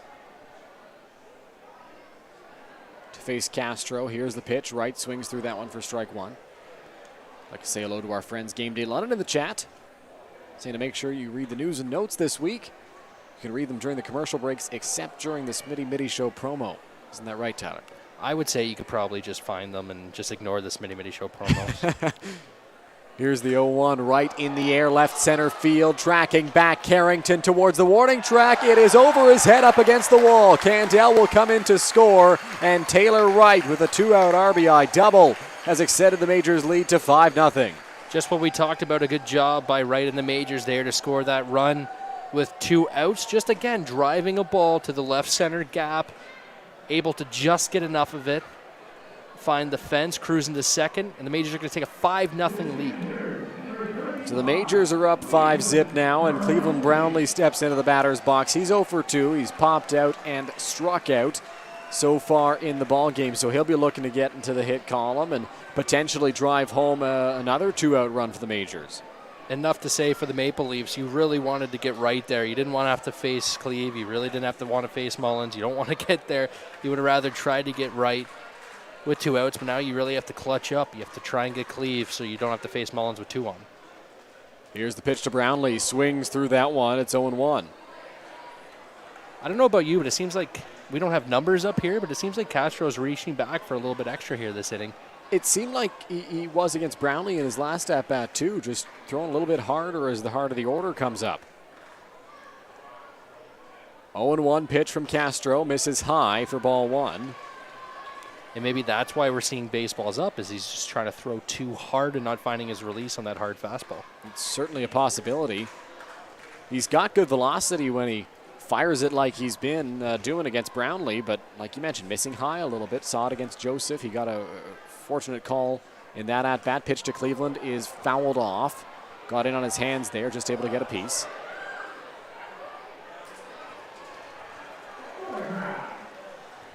Plaus is a young gentleman, finds the baseball. Did he catch it in the air? Or just he did not. He did not. It looked like he let it go off of someone and then jumped on it and smothered it, got the fumble. That's the way to do it. Absolutely, smart play. 1-2. That one's going to go way high over the head of Mara and Brownlee, which will allow Taylor Wright to move up to third base on the wild pitch.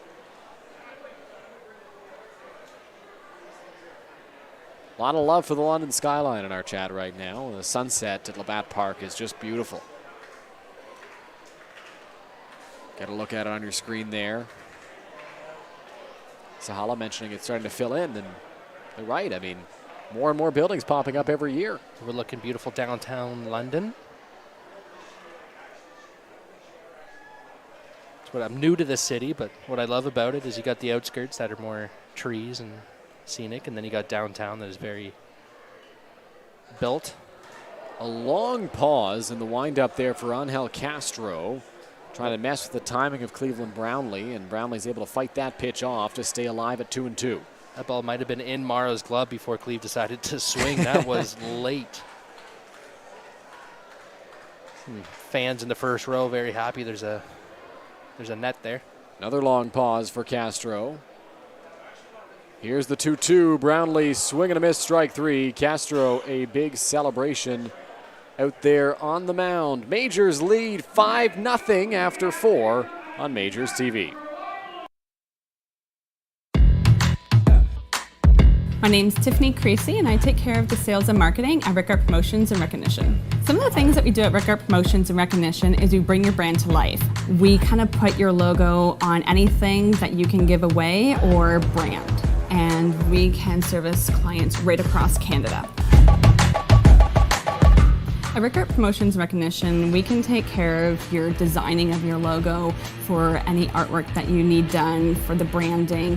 And a lot of people don't realize we can do that here. We also have our in-house production that we take care of your order from start to finish right here at our one location. So with keeping everything in-house from graphic design to in-house production, we're able to get you your order a lot quicker with a faster turnaround time. We'll help gather your ideas together, give you some options to kind of narrow down the search for you, whether it be from your apparel to promotional products. And from there, we'll get your mock-ups done, proofs done, order done, and the quality control is right there all along the way for you.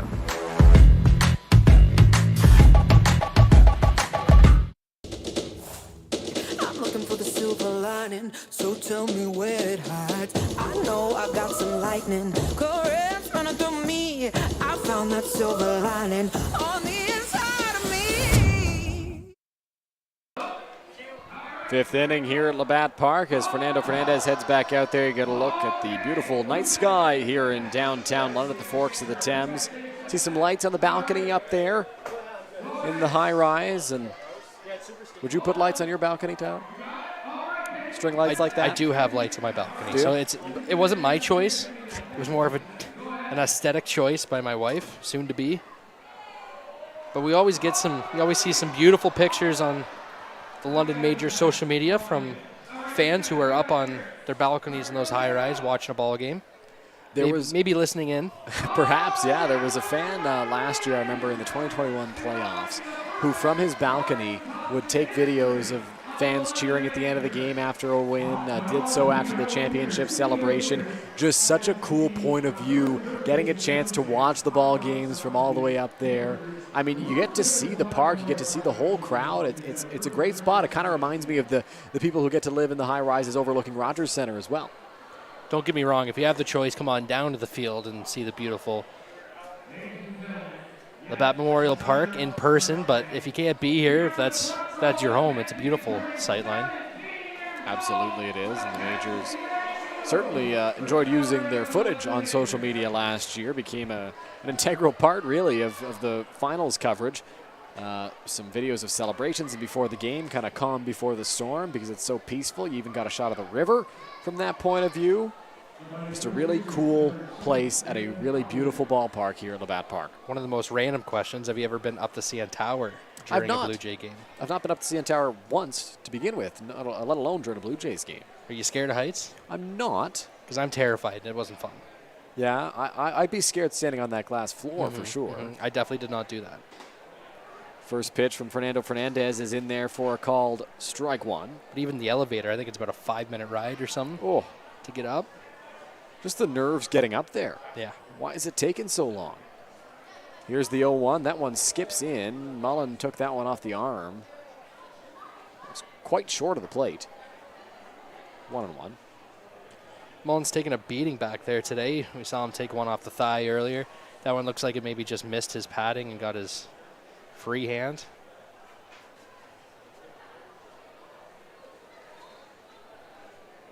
Just an ideal. I've taken many of balls off that free hand, and that'll sting for the next couple days. Oh, yeah. Fernandez ready. Here's the pitch. That one misses high. 2 balls and a strike to Damon Toppoli.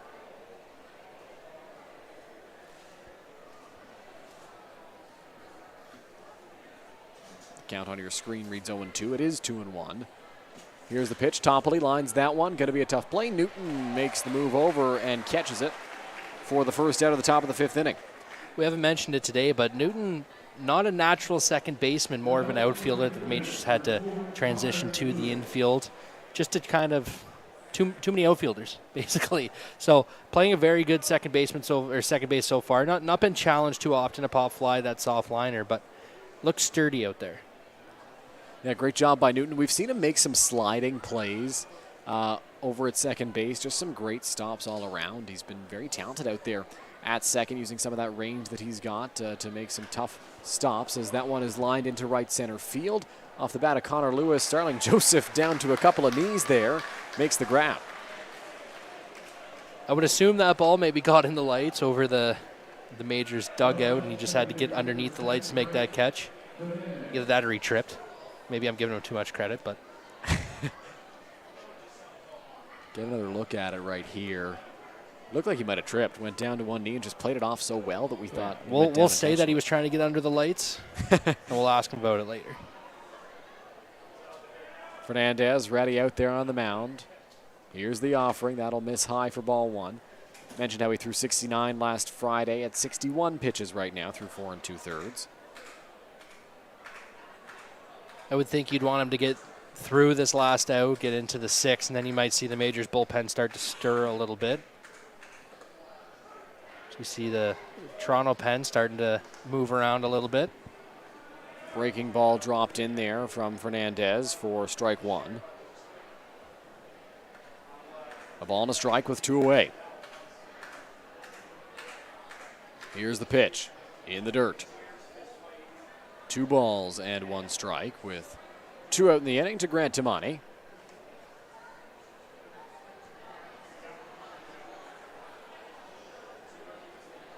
Have you ever had the pleasure of getting to Christie Pitts? I've never been to Christie Pitts. I'd like to go to Christie Pitts, experience the Bushman, experience the whole Christie Pitts experience, because it really is an experience. I mean, you're sitting on a hillside, getting to watch a ball game. Here's the pitch to Timani. He will line that one into shallow center field. Lawrence coming in. He won't get there. It'll drop in for a base hit. And Timani reaches first base. But it's such a unique place, Christie Pitts is, and the Leafs are fortunate to get a chance to play there. I mean, Toronto fans are fortunate. They don't have to pay to get in to see their favorite intercounty baseball league team. It seems really cool, and I'd like to go. I've had the ability to play there if it was with Fanshawe or with the Ontario Blue Jays a couple times, or even see my brother play when he played at George Brown. So it definitely has a personality. The field, you're right, to be able to sit on the grass and watch a game from up high, it's a different experience. It's an experience you don't get really anywhere else. No. You see the Majors bullpen starting to stir. Looks like Anderson Acevedo up. We'll look to confirm that as that one misses for ball one. Welland's got some berms down the right field and left field lines. The Majors kind of have something like it down the right field line, a bit of standing room down the left field line, but nobody's got the Christie Pitts hillside. There's nothing quite like it in the Intercounty Baseball League. Here's the 1-0 from Fernandez. In there, strike one. Really some beautiful ballparks all around the Intercounty Baseball League. Welland Stadium's a great one. Labatt Park, obviously, right here. If it's Jack Couch, where, I mean, not the biggest of ball fields, but definitely centrally located in downtown Kitchener.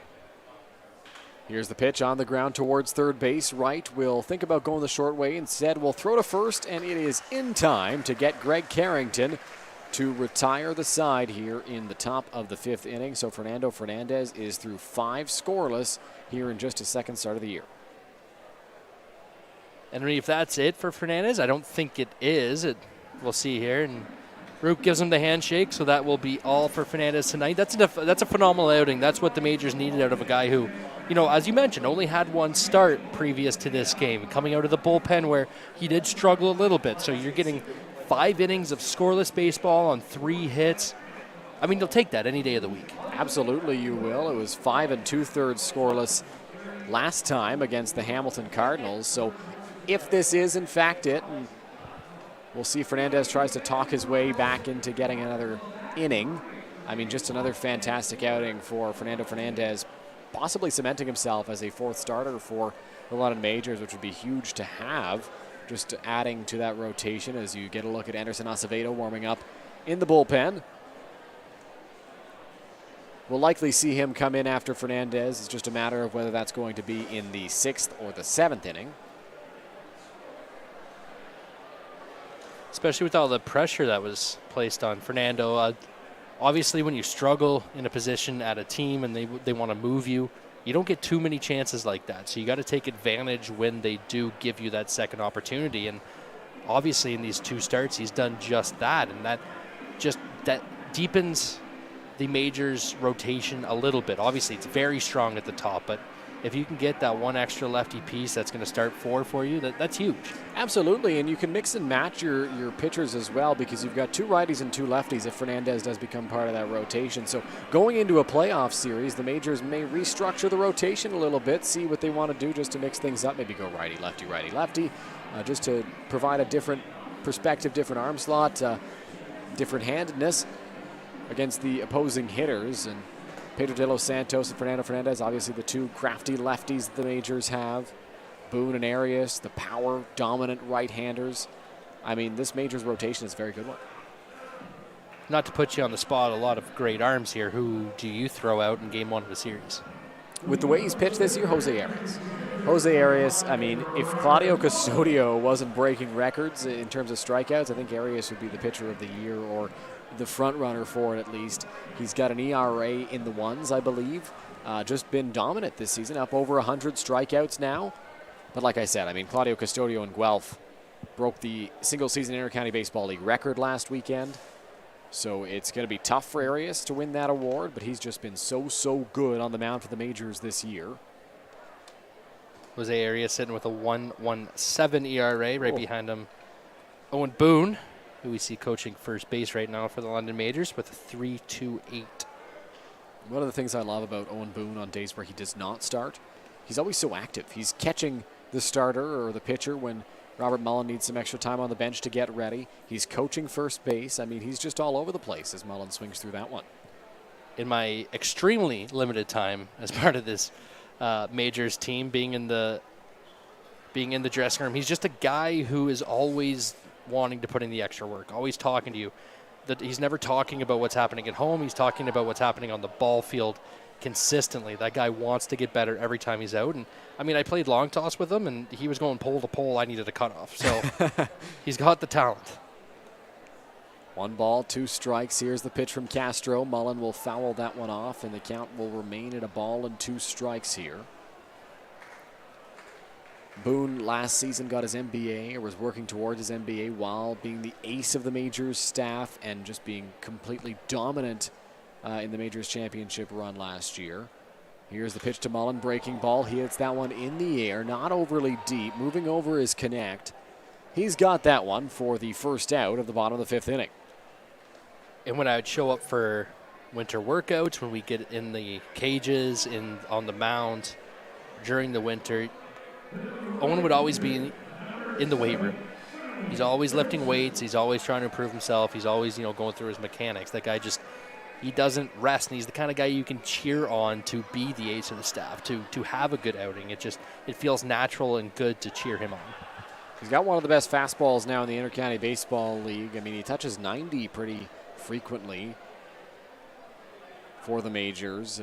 Just a guy who's very difficult to hit as Starling Joseph digs into the batter's box. Swung on and missed there on the first pitch for strike one.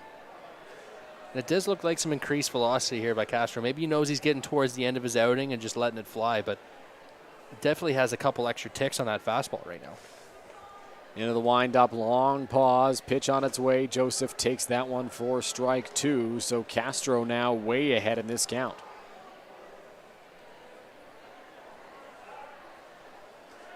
No balls, 2 strikes. Into the windup goes Angel Castro. Here's the pitch. Up and in on Joseph, 1-2.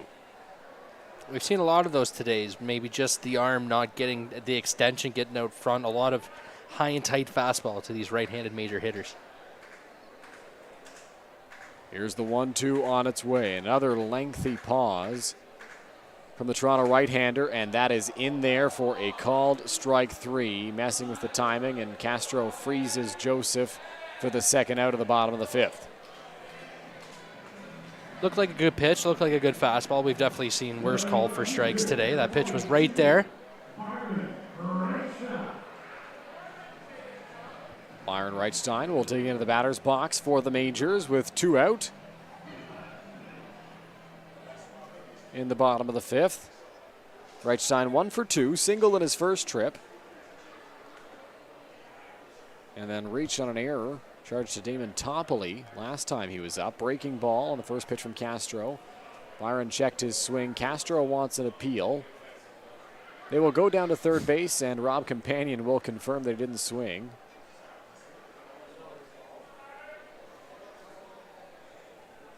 Not too often you see the pitcher get animated and point down for an appeal, and the catcher didn't really look like he had any intent on wanting the appeal. 1 ball, no strikes. Here's the pitch.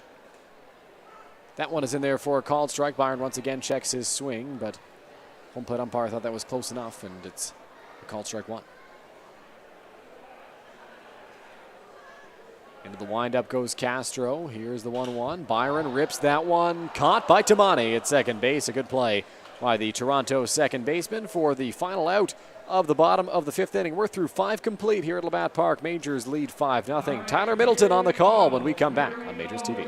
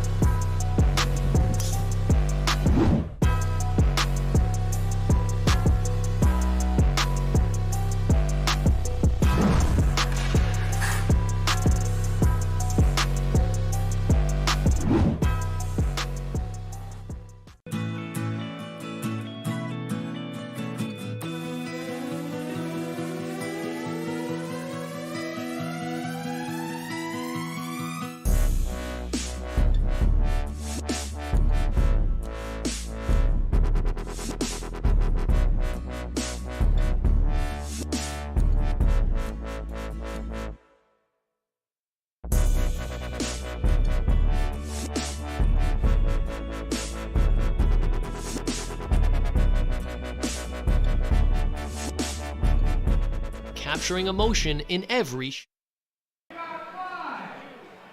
Welcome back inside the Game Day London broadcast booth at beautiful Labatt Memorial Park in the heart of downtown London. We are in the 6th inning. Majors lead 5-0 over the Toronto Maple Leafs. New pitcher in for the London Majors.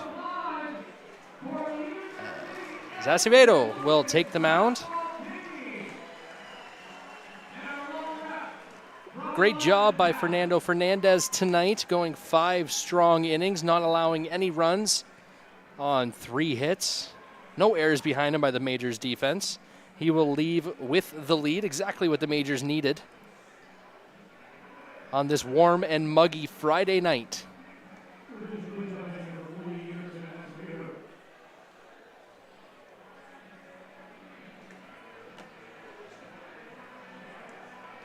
Different look here for the Toronto Maple Leafs to try and face. Acevedo going to come over with that right-handed hard fastball, a bit of a sling motion.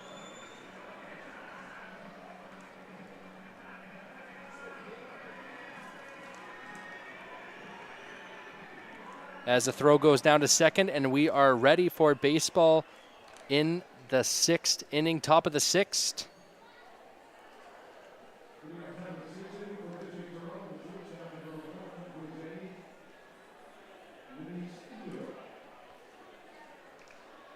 So the top of the order, Jose Vicio is going to lead off.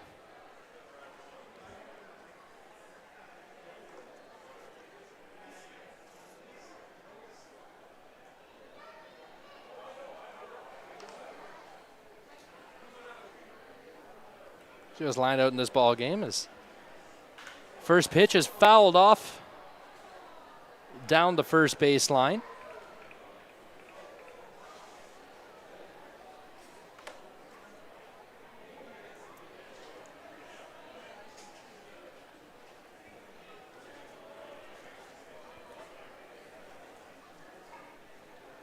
Benicio came into this game hitting .283 for the Toronto Maple Leafs.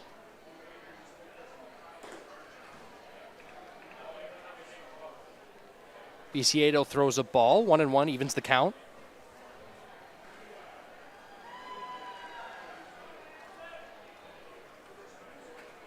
Toronto bullpen hot and warming. It looks like it might be the end for Castro. Biciedo comes to the plate. Curveball taken outside for ball 2. It's going to move the count to 2-1.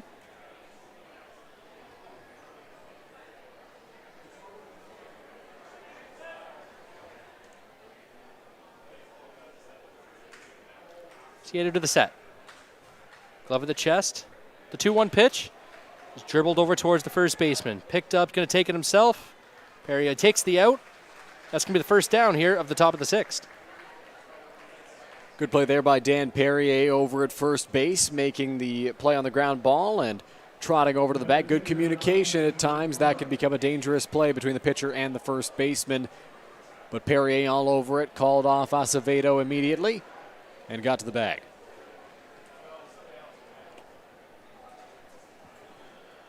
Good job by Perrier there, just taking the ball, taking it himself, not making it too hard. Acevedo comes set again. First pitch tomorrow is going to be outside.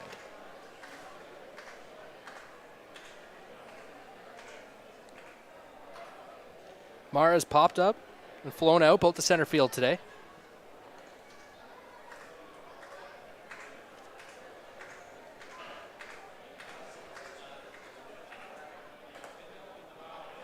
Ball 2 taken outside by the Maple Leafs catcher. Mara's such a talented hitter. You can imagine the offer likely not going to stay that way for long, as he will, you'd assume, soon get into the hit column. But if the Majors are able to keep him out of it, I mean, that's going to be huge for them. They're already holding the Maple Leafs scoreless, and a big reason for that is the fact that Mara hasn't been able to get on base, hasn't been able to do any damage. So, deals a fastball on the outside part. It's going to bring the count to 2-1.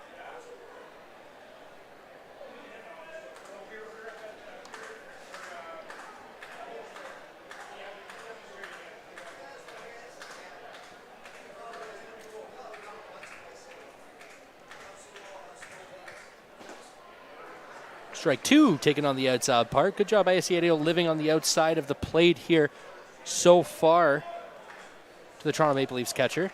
Yeah, Anderson Acevedo understands that he can't work the inside part to Mara because Mara will make him pay for it if he leaves a pitch too far over the plate. So good job working the outside up to this point. The 2-2 pitch is dribbled again to the first baseman, Perry. He will take it himself once again. 2 outs by the Majors first baseman. A good play over there at first by Dan Perrier. Same thing as the last out. I mean, he called off his pitcher, did a good job of getting over to the bag and recording the out right there. That one hit a little bit harder than the Vinicio ground ball, and Perrier still able to make the stop on the hard grounder and trot over to the base to get the out. That'll bring the always dangerous Jordan Castaldo to the plate.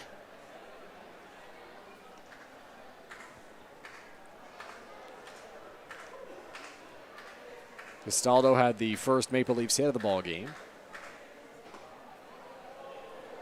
Pitch is taken just outside for ball one. You can see Acevedo smiling out there on the mound, or wincing perhaps at the call from the home plate umpire. He certainly thought that was a called strike. It looked pretty close from up here, but then again, we don't quite have the view that the umpires do behind the plate. The plate's definitely been generous today, so I think if it's called out, it's probably out. The 1-ball pitch is a curveball that's going to drop in there to even the count at 1.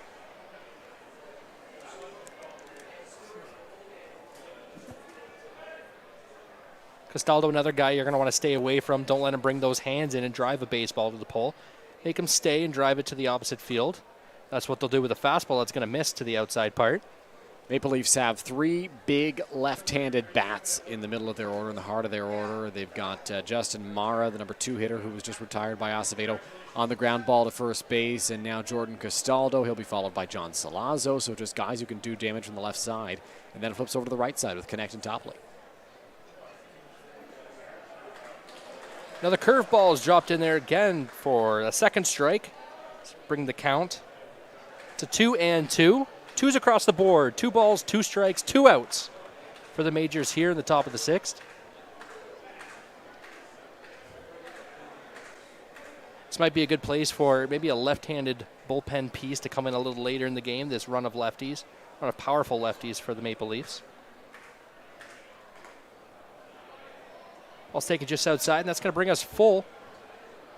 You mentioned the lefty coming out of the bullpen. Usually that's Fernando Fernandez's job when he's coming out of the pen, but now he's in the rotation, started this ball game today. Jared Lund might be out there. He's a junior, so not sure if he's called up for today's contest. Maybe Pedro de los Santos is available, but the Majors bullpen is pretty right-handed heavy. The full count pitch is popped up. It's going to be a tough play. Running Reinstein. He's not going to get there. It's just going to drop in for a single.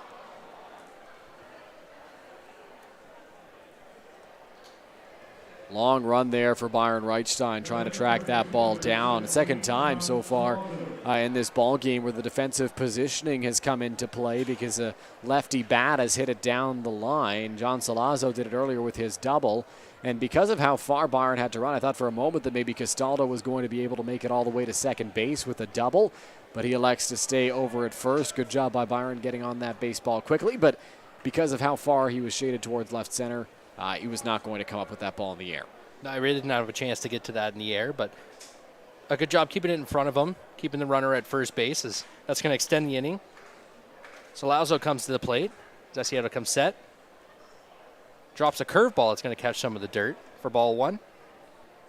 A lot of first pitch balls happening here. It was kind of the story as well for Fernando Fernandez in his outing. Struggled to get first pitch strikes across, but still pitched very, very well.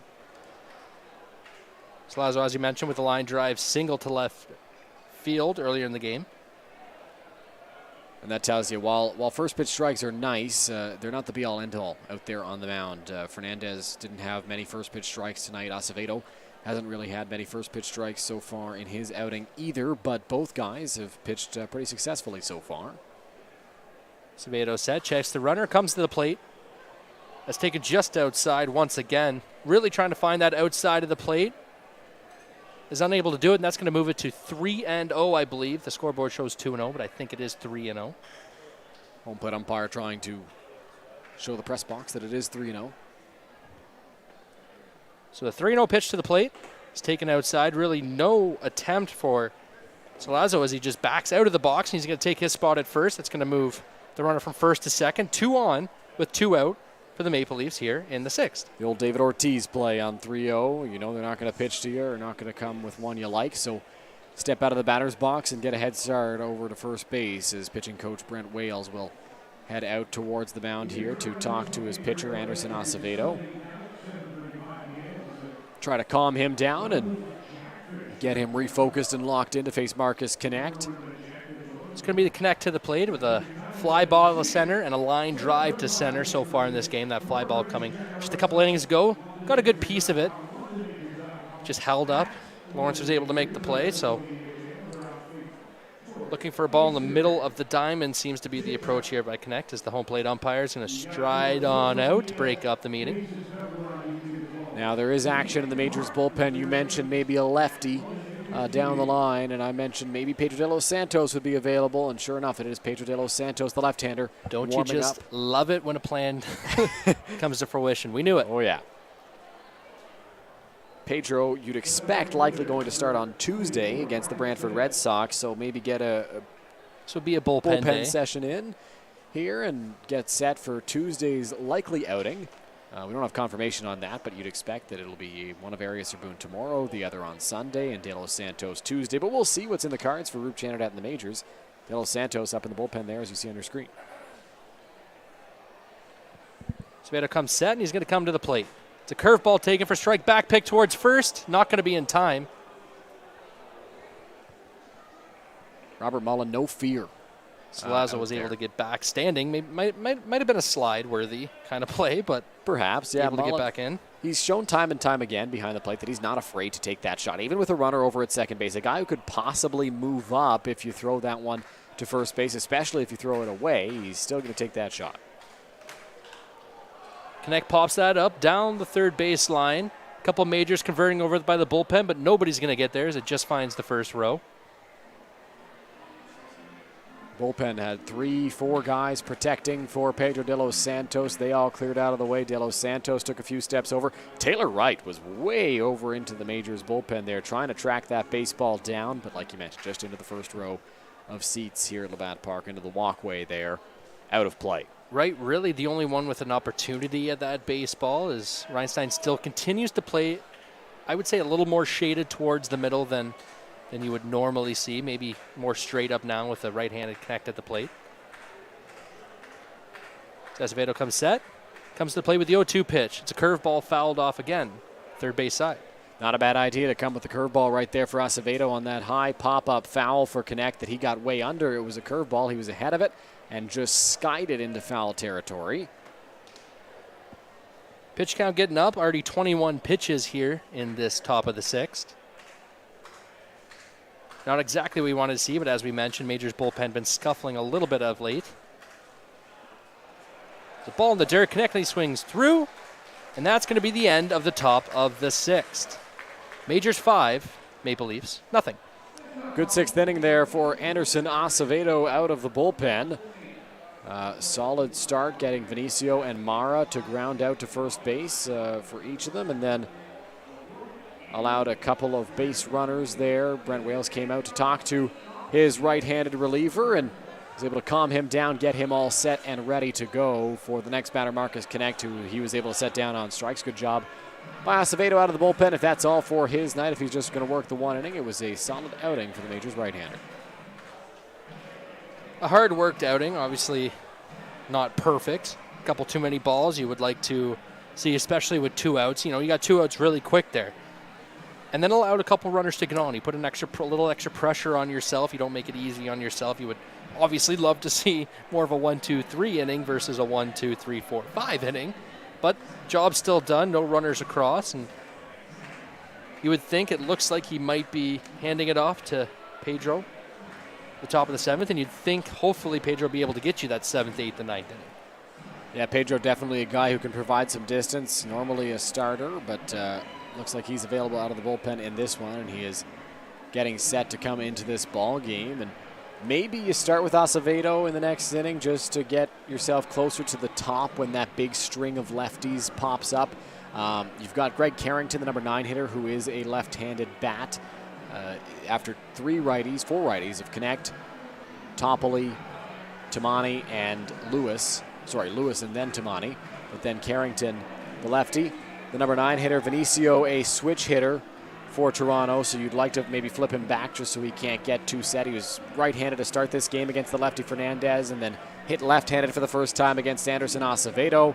Now maybe flip him back to the right side, and then it's the lefty Mara, lefty Castaldo, lefty Salazzo. So you'll likely see Pedro in for at least that portion of the order. Would make sense as Toronto sends Castro back out to the mound for this bottom of the 6th inning. Sitting up at 88 pitches, so you'd think he's getting near the end of his day. But really hasn't been too bad today. Obviously had that one inning where his defense let him down a little bit more than anything else. But other than that, he's been able to clutch up when he had to and get a couple big strikeouts. A couple big strikeouts of Cleveland Brownlee. Now Castro's been able to put away the big dog for the Majors up to this point in the ball game.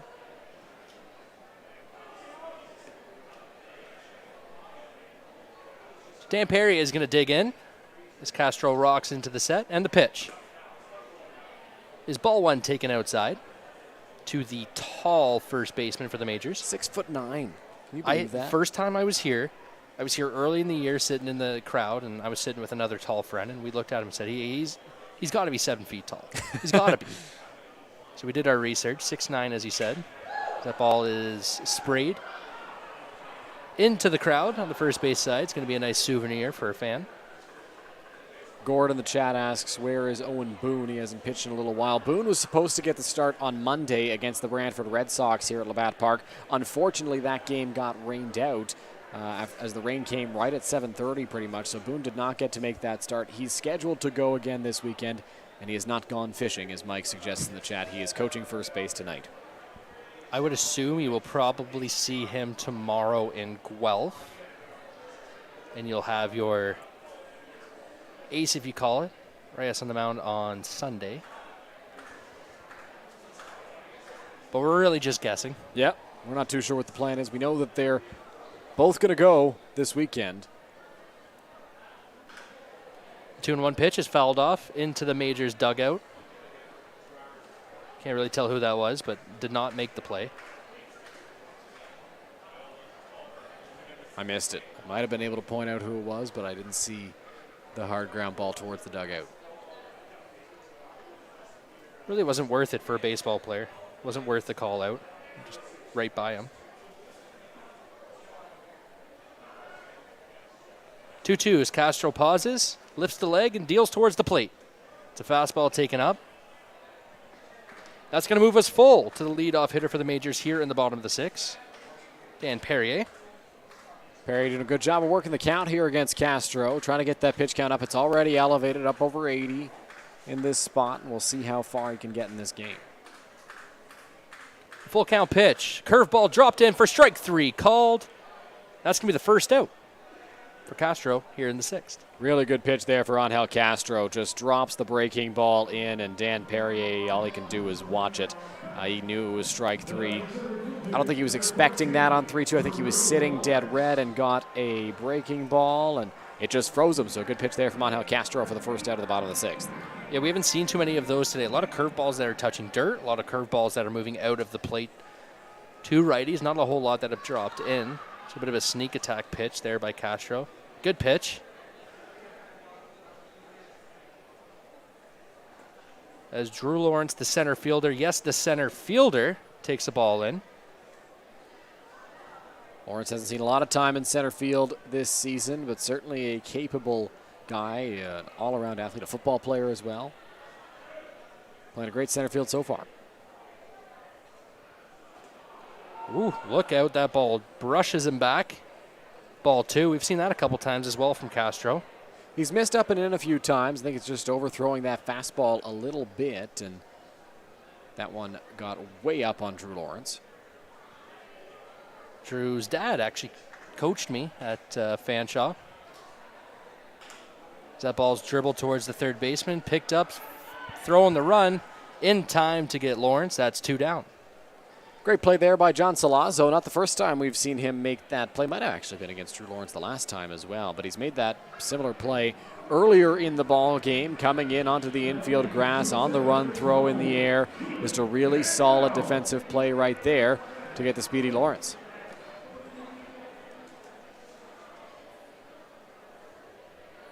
So 2 out, bases empty for Keith Kendall. The number 9 hitter.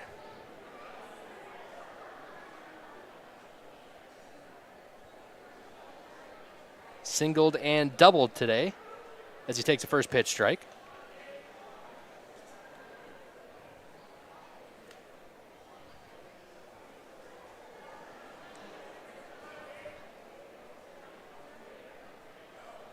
Castro under the rock, lifts the leg, and the pitch. Swung through for strike 2. Quickly in the hole, 0-2 is Keith.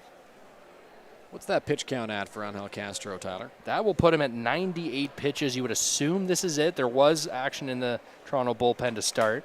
Looks like they're ready and warm, ready to go.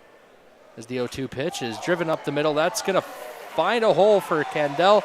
Another hit on the day. His third is a single up the middle. Keith Candel now 3 for 3 in the ball game, having a very successful day at the plate for the Majors. A single, a double, and another single. He's just a guy who gets on base, gets base hits. Didn't play last weekend, dealing with a bit of a lower back issue, it sounds like, but seems to be all good now. And once again, having success at the plate for the London Majors. And the reason I asked for the pitch count for Angel Castro, I went looking for the most pitches he's thrown this season in a game. 132 is the highest he's been to, through 121 in his last outing. More consistently, he's been around the 80-90 mark. So 121 and 132 are exceptions. Because he's usually been around 80, 85, 90 pitches. But if you need him to go deeper, he most certainly can. I don't know if I've ever thrown 130 pitches, and I don't know if I'd be able to move my arm. There's consistently when I throw 100, I can't open a door the next day. So I don't know what 130 would do. The first pitch was fouled off. Now the second pitch is the runner's off. No throw as Mara drops the ball. That's going to be an easy swipe for Candel, putting a runner in scoring position. Yeah, great job by Keith Candel right there. I mean, he got a great jump. It was going to be really hard for Mara to throw him out, even if he came up with a clean transfer on that one. Just was going to be tough with Keith running and the jump that he got. So now it gets interesting. The 1-1 pitch is hit right at the shortstop covering second. That's a line out, and that is the end of the bottom of the 6th. Majors 5, Toronto 0 through 6. We will be right back to the Game Day London broadcast booth. Do you know where your food comes from? Like where it really comes from? It comes from farms, farmers, and their families. At Healthy Eats, we believe if we wouldn't serve it to our families, we wouldn't serve it to yours. From farm to folks, we do things the way they're meant to be.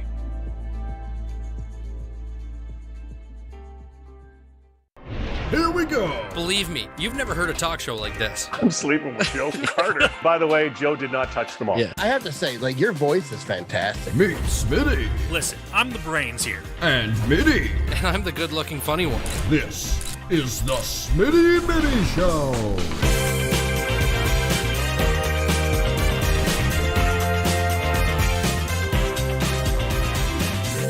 Catch new episodes of the Smitty and Mitty Show wherever you get your podcasts.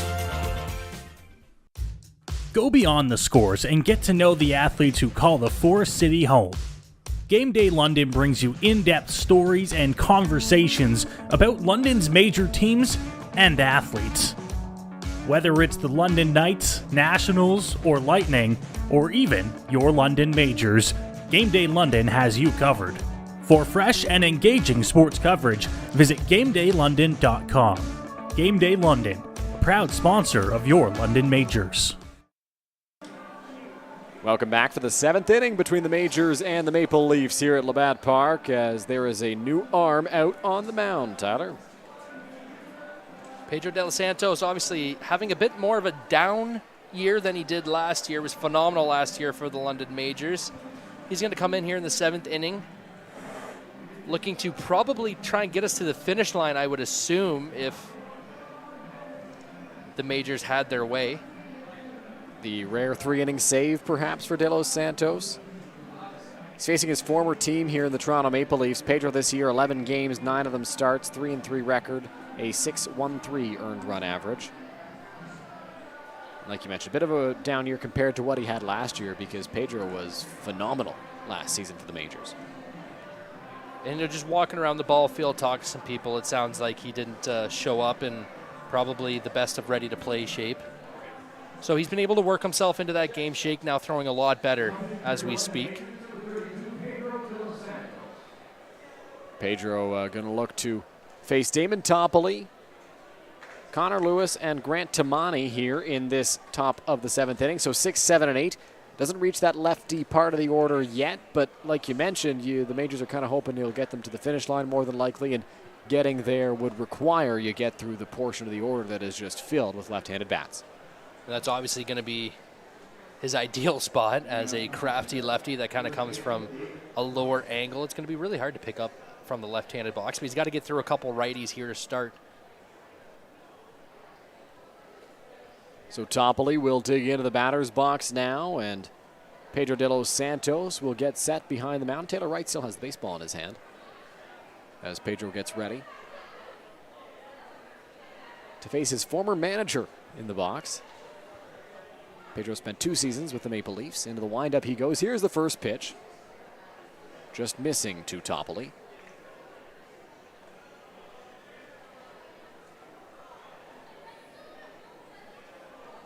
Pedro, always a quick worker. The second offering will miss as well. That one a little more than the first.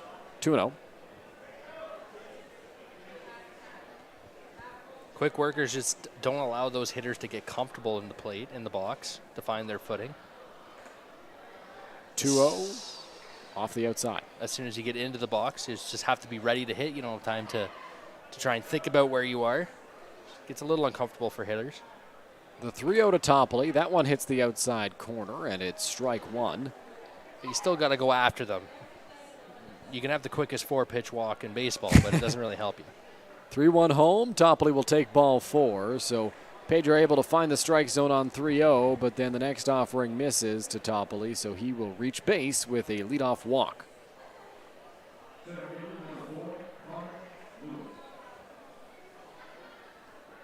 Connor Lewis will dig into the batter's box. The ball game, a strikeout swinging and a line out to right field.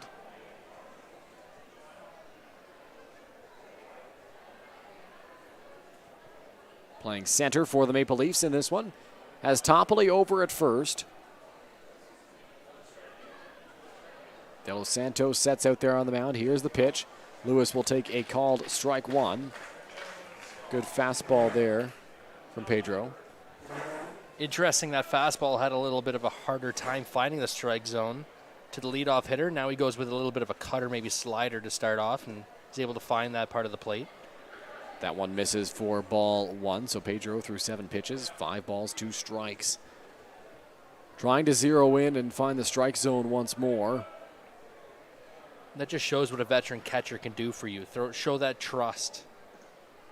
Maybe you can't find that fastball. Maybe you have to throw some off speed, but to have the confidence when your catcher throws down that 2, 3, 4, whatever it is, to be able to throw it with conviction and throw it for a strike. That's something to say about the catcher along with the pitcher. 2 balls, 1 strike the count, and the count will move to 3-1 now. De Los Santos in danger of walking back-to-back batters here as the ball gets away from him on the mound.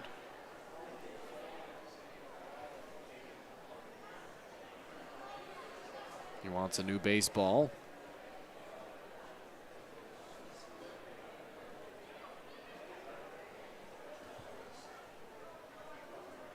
Three and 1 is the count to the Maple Leaf center fielder, Connor Lewis.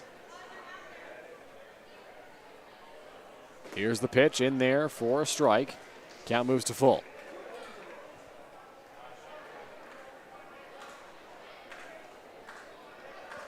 Full count, nobody out. Toppoli stands at first. De Los Santos going to look to put away Connor Lewis. Here's the pitch. On the ground towards third, right ranging over. That's a fair ball, foul, pardon me. Home plate umpire Justin Van Horn right on the line, able to make that call. I was kind of with you. That ball did look like it went over the bag.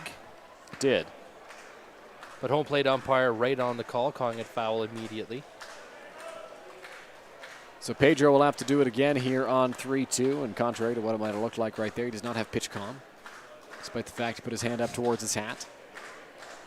Looks in for the sign from Robert Mullen. Full count, nobody out. Here's the pitch. On the ground towards right again. This time, no doubt about it, that one's well foul. And we'll do it one more time on 3-2. And are you a fan of the pitch comm? I think so. I think it speeds up the game a little bit. It does its job, and it's able to hide signs a little bit better. I mean, unless teams are going to be hiring hackers, they're going to have a hard time intercepting the signals. 3 balls, 2 strikes. Here's the pitch. Swing and a miss. A huge strikeout for Pedro de los Santos there, and a really good job battling back in that count. Yeah, that's a phenomenal job. He fell behind early in the count, had to battle back and find that strike zone. He was in danger of putting 2 on with nobody else on walks, but instead he clutches up. He finds that strike zone. He blows a fastball by him. Finds himself with 1 on, 1 out. The ability for a double play to get out of this inning. So Grant Tamani will step into the batter's box. 1 for 2 on the day with a ground out and a pop fly. A bloop single to center field that dropped in front of Drew Lawrence. Lawrence originally on that play broke to the side.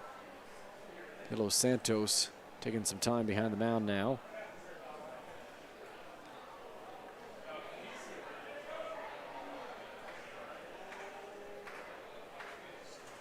Pedro gets set out there on the mound. Here's the pitch. In there for a called strike.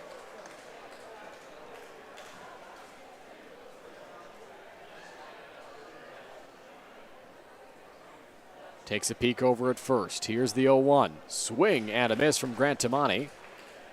And the count moves to 0-2.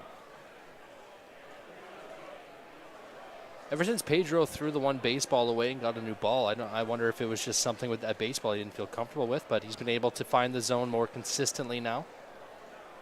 Here's the pitch. That one just missed, and Mullen not happy with that call. Looks back at the home plate umpire, Justin Van Horn, to talk to him. I think it might have been the fact that Mullen kind of jerked his body around a little bit trying to catch that. I was just about to mention, sometimes it just goes with the catcher. The catcher, Mullins dropped down to 1 knee as that ball was coming in, and just that movement makes it look low to the umpire.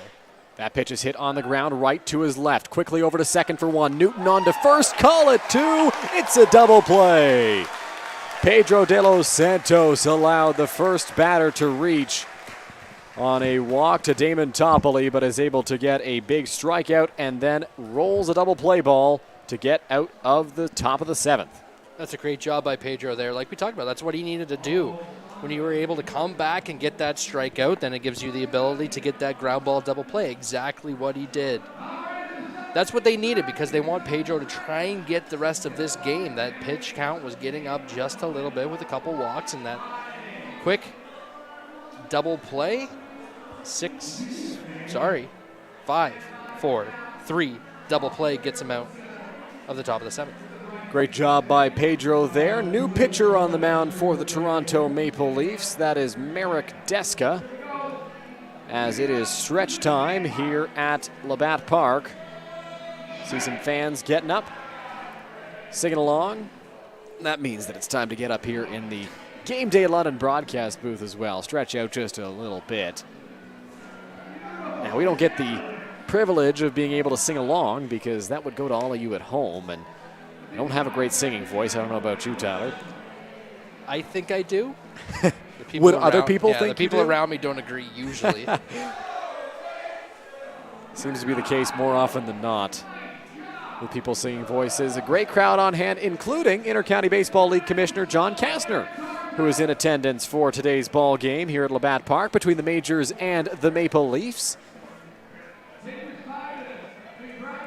Getting treated to a pretty good ball game here.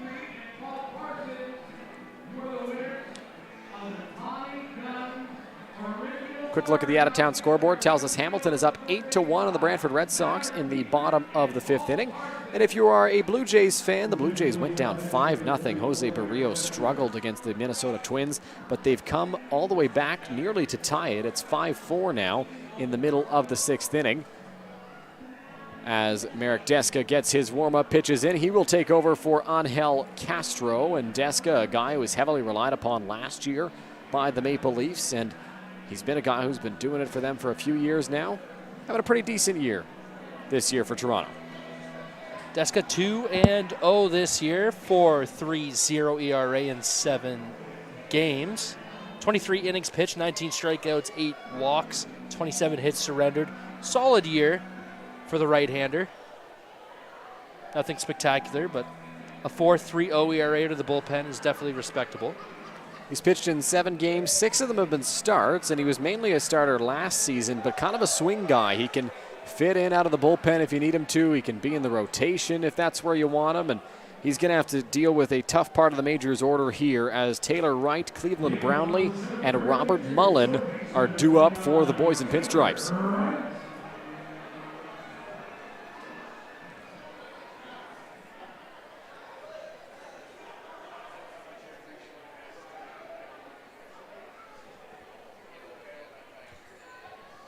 Taylor Wright taking his time, digging the batter's box here, getting set. Majors lead by 5 in the bottom of the 7th inning. Into the windup goes Deska. Here's the first pitch. Wright skies that one. Foul territory. Mara gives it a look, and it comes up near us. I was prepared for it. I still flinched a little bit. There's a roof, right?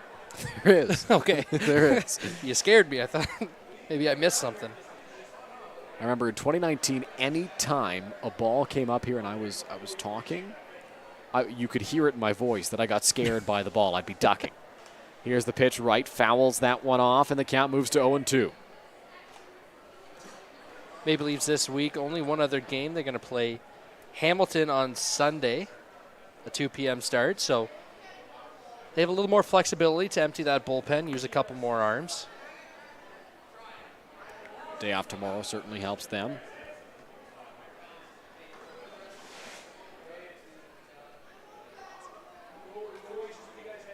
Here's the pitch. Called strike 3 on Taylor Wright. Found the inside corner, and Wright knew it. So Marek Deska has the first out of the bottom of the 7th via the strikeout. Maple Leafs probably looking for the exact same thing the Majors are from Deska. They're just looking for him to probably get towards that end of the game, maybe even get him into the 9th where they can use another high leverage arm. But a beautiful pitch there to retire the Majors' first hitter here in the top of the 7th. Cleveland Brownlee digs into the batter's box to the tune of I'm the Man, and Cleveland Brownlee is the man around these parts, has been for a long while since he first appeared in a Majors uniform back in 2010. Will take a breaking ball for strike 1. Leans back thinking he should have maybe swung at that one. 0-1, here's the pitch. Outside corner, strike 2. I think Cleveland now frustrated with that call as he'll take a few steps out of the box. Going to look like a pretty good pitch. I think Cleve's just more frustrated that he couldn't, make contact on her or pull the trigger on either of those 2 pitches. Into the windup, Deska. Here's the 0-2. Brownlee swings through it for strike 3. So it's a 3-pitch strikeout of Cleveland Brownlee for the second out of the bottom of the 7th. I think that's the 3rd time we've seen a high fastball take care of Cleve Brownlee. Just isn't able to get his hands on top of that baseball. And I think the Toronto Maple Leafs have maybe found a hole, something that needs to be worked on a little bit. 3 strikeouts for Cleveland Brownlee in this ball game, and I think you're right, Tyler. Most of them, if not all of them, have come via the high fastball. He's seen at least a few of them in each at-bat as Robert Mullen digs into the batter's box and will take a first pitch strike from Marek Deska, who has thrown 7 pitches up to this point, and all 7 of them have been strikes. Quite the difference from what we saw in the Majors half of the inning as Pedro de los Santos had trouble finding that strike zone. 0-2 now as Mullen swings through that one. All over the strike zone is Deska. 8 pitches, 8 strikes, 2 strikeouts. Here's the 0-2 to Mullen on the ground towards shortstop. We won't have an immaculate inning here. Vinicio to his left will lob that one over to Damon Toppoli at first base. And that'll do it for the 7th inning. We're through 7 complete here at Labatt Park. Majors lead 5-0. You're watching the Majors and Maple Leafs on Majors TV.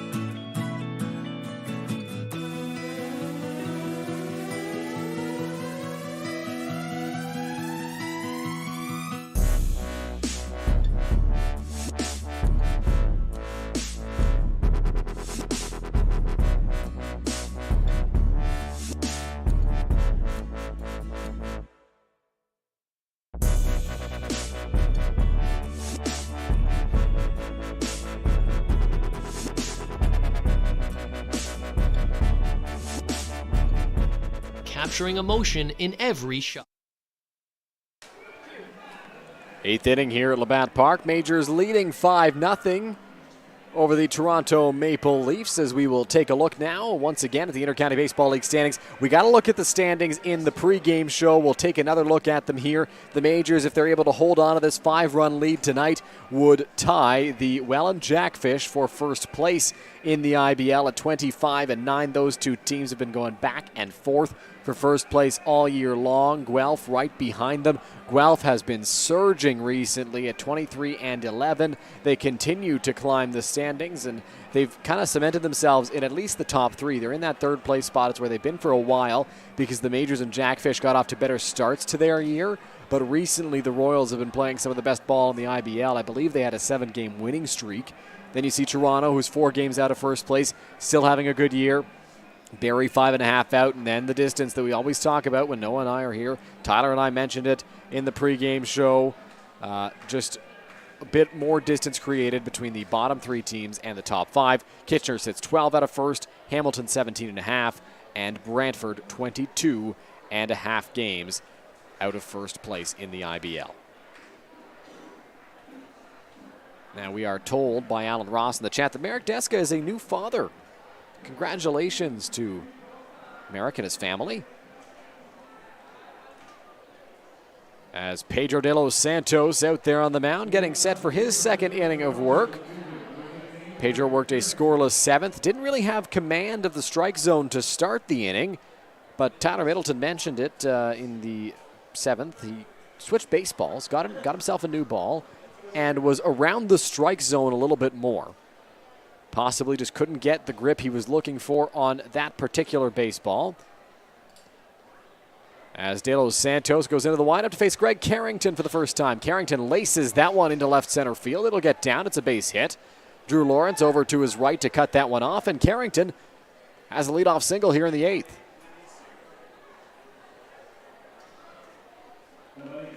So Carrington will stand over at first, and Jose Vinicio digs into the batter's box. Vinicio 0 for 3 in this one. A strikeout, a line out, and a ground out up to this point.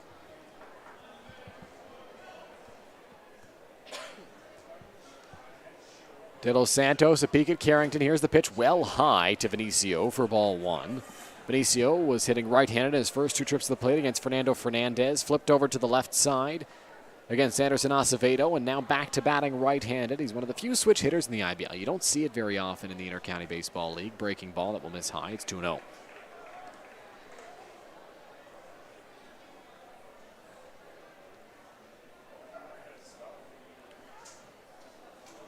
Vinicio ready in the batter's box. De Los Santos sets out there on the mound. Peeks over at first. Here's the offering. That's 3 in a row that have missed way high on Jose Vinicio. And we saw a ball switch seemingly make a difference in the 7th. Maybe needs to do that again here in the 8th.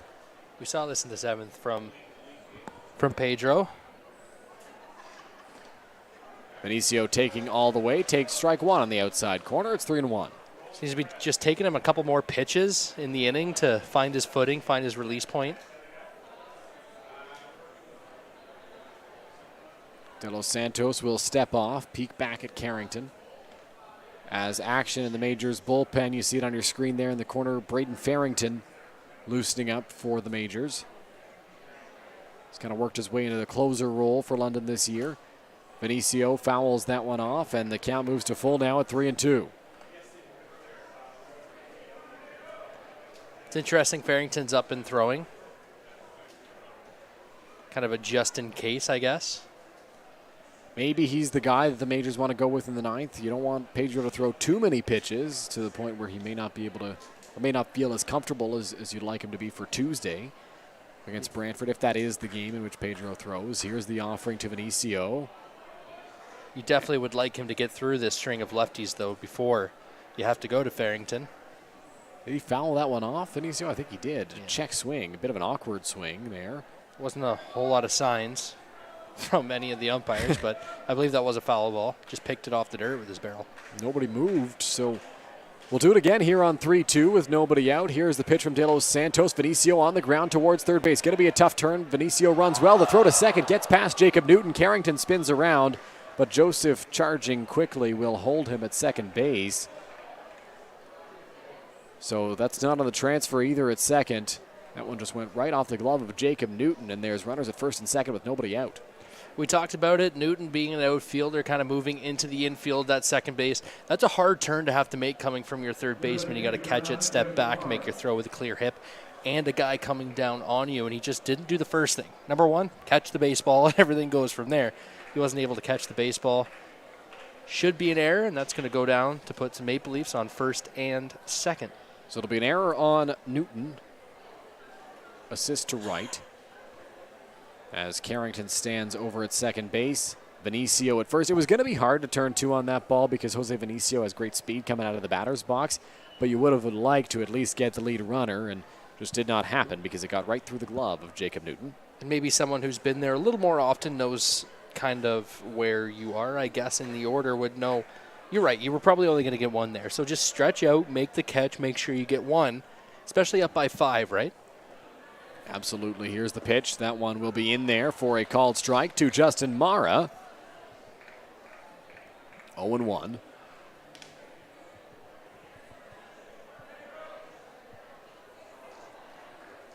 Looking in, De Los Santos. As the sign he wants from Mullen comes set. Now he'll step off. Time called by the backstop for the Majors.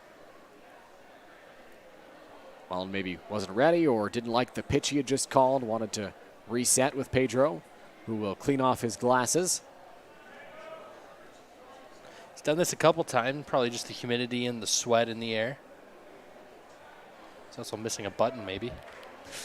Looks like it. Pedro always keeping that towel around to towel off his glasses. Did the same thing last year. Here's the 0-1 in there for strike 2 to Justin Mara. So he is ahead of the Maple Leafs catcher. No balls and 2 strikes.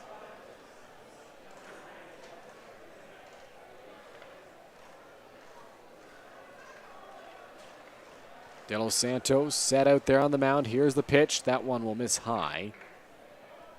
And the count moves to 1-2. After a couple curveballs, one that caught the inside part, one that broke on the outside part. Looks like they just wanted to go high, may change that sight line a little bit. Here's the 1-2. Mara in the air. That's going to drop into left field. It's a base hit. Coming to third is Carrington. He'll get held up because Reichstein's got a cannon in left field.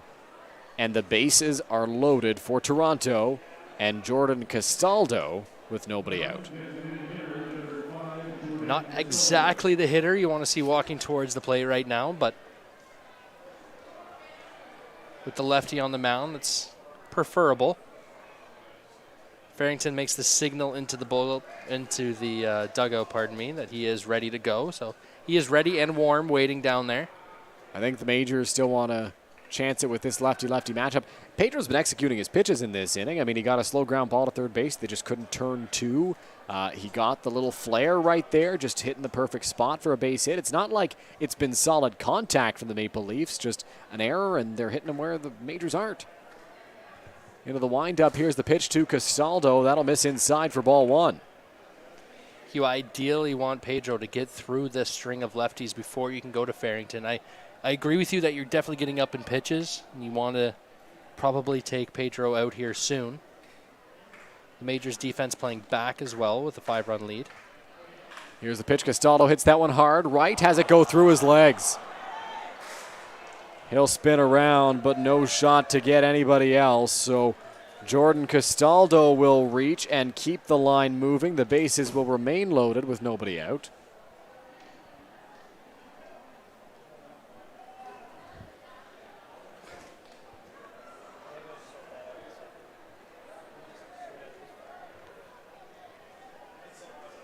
So 5-1 Majors now as John Salazzo will dig into the batter's box. Nobody out, bases loaded.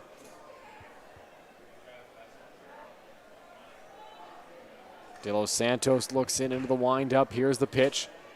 Salazzo takes the first pitch strike. Kind of what we saw in the third for the Maple Leafs. And Pedro's been able to get some weak ground balls. And On the ground, back up the middle, tough play. Newton, a great scoop, touches the bag for one, on to first. Great play by Perrier on the other end, able to dig that one out. And a run comes in to score for Toronto, but a big 2 outs there for Pedro. Put a star beside that one in your scorebooks. Newton ranging towards the middle. Ball takes him right over the bag. He's able to make a tough scoop.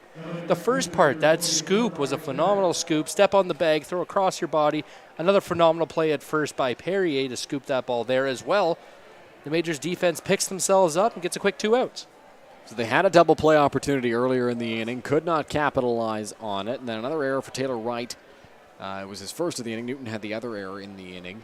Arguably, that was their third double play ground ball that they got in the inning, and the hardest one, and that's the one they turned. Absolutely. It was a very tough play. Newton had to field that one, time that perfectly, getting it on the short hop, touch the bag, throw across his body to first. Perrier dug that one out. Just a great job on both ends. The first pitch to Marcus Connect is in there for strike one.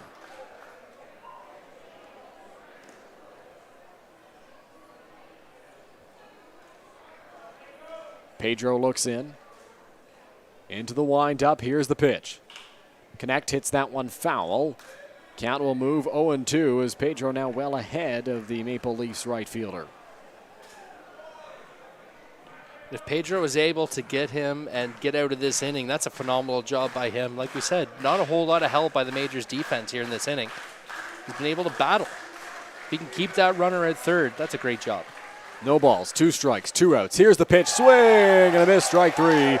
Pedro de los Santos gives up 2, but gets out of it without allowing any more to score. Here's we're through 7.5 at Labatt Park.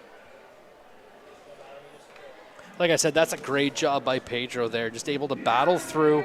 Everything's on fire around him, but he's able to find that glove and get a big strikeout to bring the Majors into the bottom of the 8th, now with an opportunity in the 9th, probably Farrington to save this game with a 3-run lead, a traditional save. Farrington ready, as you mentioned, in the bullpen. He's not throwing anymore. Talking to Eric McClellan down there, the backup catcher for the London Majors. As they draw the 50-50 tickets. Tyler, did you buy a 50-50 ticket tonight? I did not. I'm tired of losing. Okay, that's fair. That's fair. I did work my way into the $1.2 billion draw.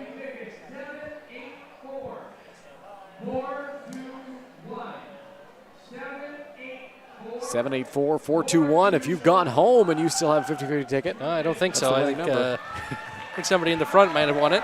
Here's a look at the play by Jacob Newton. Just such a good play up the middle, scooping that one, throwing it to first, and Dan Perry on the other end making a great play.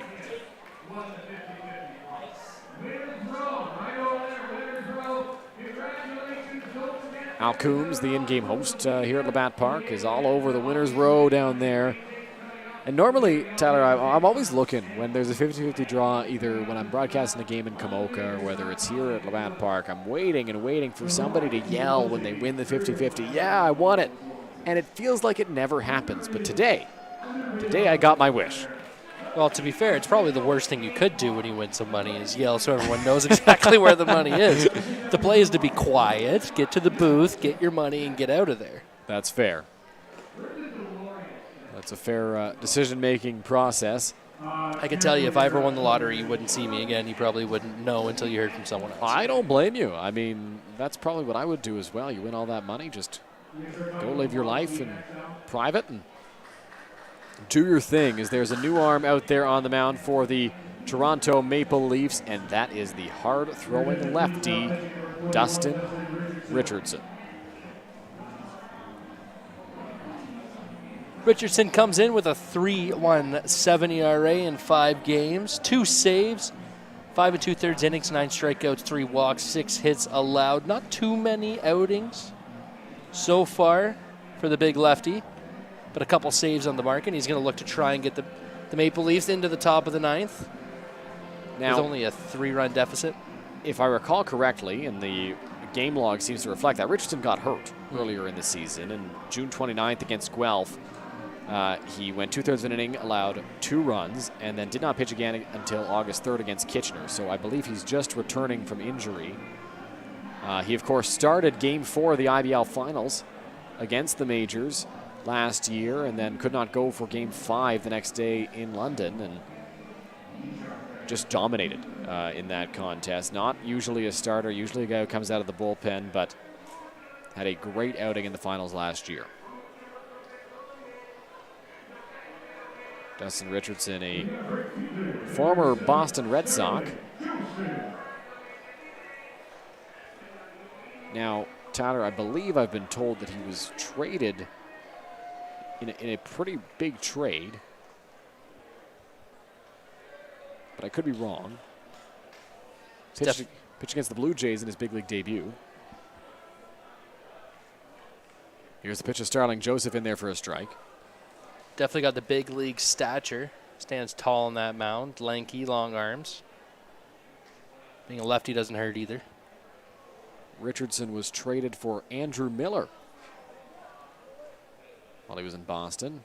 Swing and a miss, strike two. So Richardson went to Florida at the time, the Florida Marlins, and Andrew Miller went to Boston. Turned out pretty well for the Red Sox, didn't it? The Toronto Blue Jays still have nightmares about Andrew Miller. 2016 series against Cleveland. I felt like he threw every other inning. Yeah, definitely felt like it for Jays fans as Starling Joseph takes a called strike, and there is one away here in the bottom of the 8th inning, and that's just what Dustin Richardson will do to you. That's the second time in consecutive at-bats that Starling watches strike three, seemingly right down the middle, just couldn't quite pull the trigger. So Richardson gets a quick strikeout of Starling Joseph on just 3 pitches, and that'll bring up Byron Reichstein now with 1 out and nobody on. Here's the pitch. In there for a called strike 1 to Byron. In talking to Roop Chanderdat before the game, he mentioned that this Maple Leafs bullpen is a good one, and they had to get on Castro if they wanted to succeed in this ballgame, as that one gets in there for a called strike. The 2 relievers that we've seen out of the bullpen for Toronto, Marek Deska and Dustin Richardson, have been pounding the strike zone, and Deska struck out the first 2 batters of the 7th. Richardson struck out Starling Joseph, and that one just missed the outside corner. You got to be extremely happy if you're the Maple Leafs right now, the Maple Leafs coaching staff. Like you said, this bullpen has come in and just thrown strikes and gotten outs. And it proves again to all those young listeners out there that strikes matter. Strikes count. The 1-2 will miss for 2-2. Richardson taking a walk off the mound there.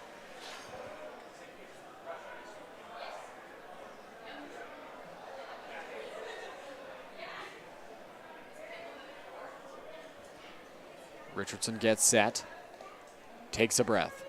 Here's the 2-2. Byron rips that one towards right field. It'll drop in for a base hit.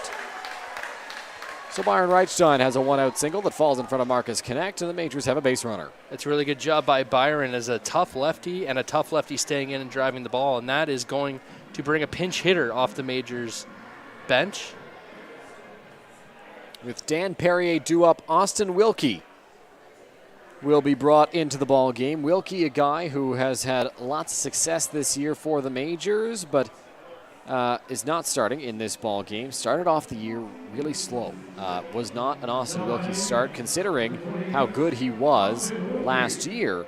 The expectations a little higher for Wilkie this season, and he struggled a little bit at the plate. He'll be the first guy to admit that, but really turned things around since then and back to being himself in the Majors outfield, usually around the top of the order. As Richardson takes a peek over at first, pitch to Wilkie, swing and a miss, strike 1. Wilkie this year has hit to a .291 average, 20 RBIs, 5 home runs, and 103 at-bats. Pitch, Wilkie swings through it. It's 0-2. Tough at-bat, though. Definitely a tough at-bat to come in and face this kind of caliber of arm late in a game. Coming in cold, too, on the bench. I mean, you're not sitting around. You don't get to throw beforehand like the relievers do. You come into the ball game, and you got to be ready to hit. Here's the pitch from Richardson. Low for ball 1. There's no cage below the Majors dugout either where they can go and take some swings. This is truly, might have got some swings, might have got stretched out a little bit, but. Here's the pitch. Wilkie late on it. He fouls it off. There's a batting cage that's just outside the Majors clubhouse, but you run the risk there are kids out there playing during the game, and everybody's going to be bothering you out there. It's not a private batting cage like you see in a Major League clubhouse. Or just solely if you're back there and somebody gets hurt in the game and you're needed. Now what? That's true. Wilkie digs into the batter's box, looks out at Richardson. Richardson looking into the sign, shakes off Mara once, now gets the one he wants. 1 ball, 2 strikes, 1 out. Here's the pitch. Wilkie in the air down the right field line, slicing foul. It will get down on the warning track, and we'll do it again on 1 and 2. Considering all the things we've talked about, it's a pretty good battle. Able to foul off a couple pitches. That one, just push it down the line, stay alive, try and fight for another pitch. Wilkie, the Mississauga, Ontario native, hit .303 for the Majors last year. In the playoffs, hit .357. Here's the pitch from Richardson. That one will miss high. A good take there by Wilkie against the tough lefty arm, and the count moves to 2 and 2. Quietly, the Majors offense has put up 10 hits, 5 runs. Here's the 2-2 home to Wilkie. Lines that one straight back to the screen. Great battle being put up by Austin Wilkie right now. Not an explosive day by any means for the Majors offense, but a really good day with some hit and runs in there, some stolen bases, balls that aren't getting scorched to the wall, but finding grass, being able to manufacture a couple runs rather than just blast them over the fence. So a positive day for the Majors today. They've been helped by the 2 errors the Maple Leafs have made. Majors have made 2 errors of their own. Here's the pitch from Richardson. Just off the plate. Count moves to full now on Austin Wilkie at 3 and 2.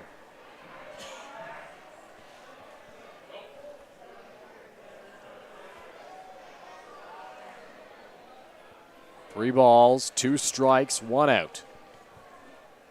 Richardson ready out there on the mound. Here's the pitch to Wilkie. Inside, ball 4, and what a plate appearance by Austin Wilkie. Phenomenal plate appearance, being able to, like we said, foul off some pitches, see some extra ones. The last 2 pitches not missing by much. Really, the last 3 pitches kind of being in that general vicinity of the strike zone. So really good eye by Wilkie there. Just to walk you through that at-bat again, Wilkie went down 0-2 on 2 swinging strikes. So he's behind in the count after swinging at 2 pitches. He's anxious. He's got to protect now. Ball 1, 2 foul balls. Ball 2, foul ball, ball 3, ball 4. Just a phenomenal job by Austin Wilkie battling up at the plate. So Reichstein stands at second. Wilkie over at first. Drew Lawrence will foul the first pitch he sees right back to the screen. And it's 0-1.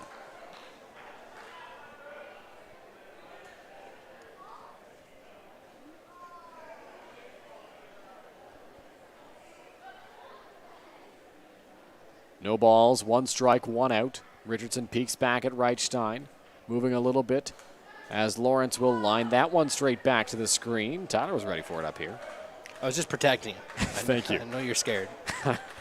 The 2 layers of netting aren't enough protection for me.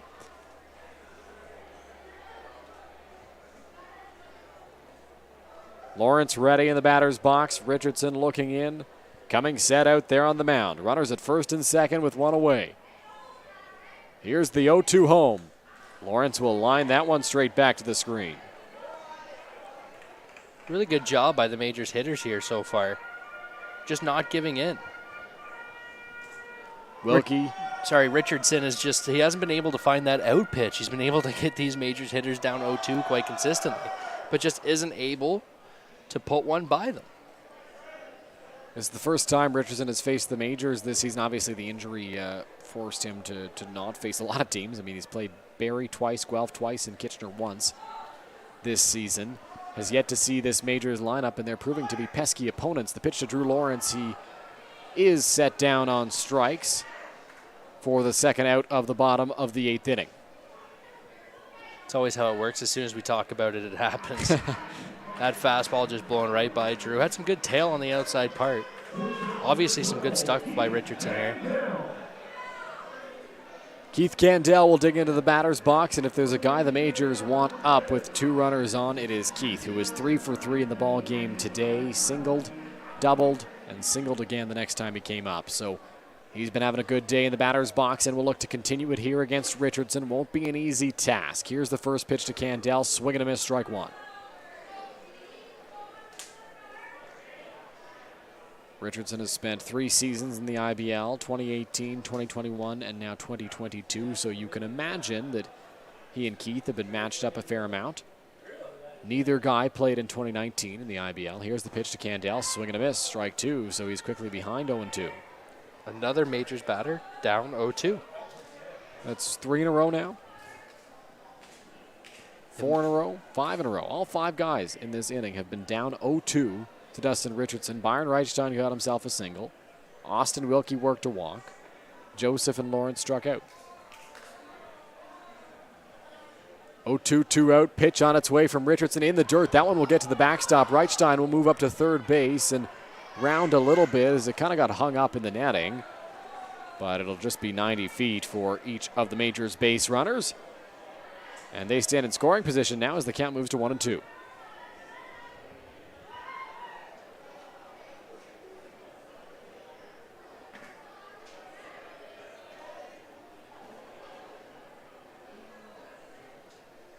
Candell digging into the batter's box. Richardson digging at the mound out there. 2 guys in scoring position for London. Richardson has the sign he wants from Mara. He comes set. 1-2 on its way. Inside to Candell. Ball 2. Just another at-bat where the Majors go down 0-2 and they're able to even up the count, bring themselves back in, give themselves another chance. Richardson readies. Here's the pitch to Candell in the dirt. That one gets away from Mara. He's on it quickly. It's not far enough for Byron Reichstein to come home on that pitch. Now this is going to sound very technical, but that job by Mara right there to slide over, get a piece of the ball, keep it close to him. He gets to the baseball. He's immediately down onto his knee. So he can pop down, grab that ball, be up and ready to throw it home. That was just a phenomenal job of putting yourself in a position to make a play. Great job by Justin Mara there. Full count, 2 out. Candell at the plate with 2 runners in scoring position here in the bottom of the 8th, and time is called by the Majors shortstop. All that build up for naught. Now Richardson ready. 3-2, 2 out, 2 on, both in scoring position. Pitch to Candell. Line drive, sinking quickly into left field. Carrington in. He won't get there. It drops in. Getting the wave. Coming home is Wilkie. He will score. It's a 2 RBI single for Keith Candell, and the Majors extend the lead. It's 7-2.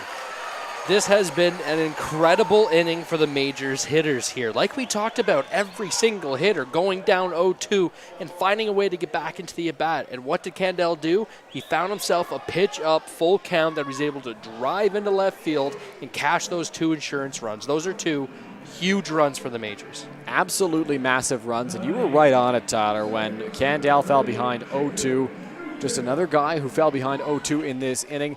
Every batter who's come to the plate behind 0-2 in the count. The Majors have 2 singles and a walk in this inning. And everybody who's come up was down 0-2. Just a phenomenal job battling at the plate by these Majors hitters. First pitch to Jacob Newton from Dustin Richardson, and Jacob Newton will become the first guy to not go behind 0-2 against Richardson, as the first pitch to him will miss. And it's not on Richardson here. He's made good pitches. It's on the Majors hitters to be able to foul off those good hit pitches. High in the air, shallow left field. Vinicio coming over, calling off Salazzo. Well into foul territory, will make the grab to end the inning. But the Majors, they extend their lead to 5 once again. They're up 7-2 as we take a break and come back with the top of the 9th here on Majors TV. Do you know where your food comes from? Like where it really comes from? It comes from farms, farmers, and their families.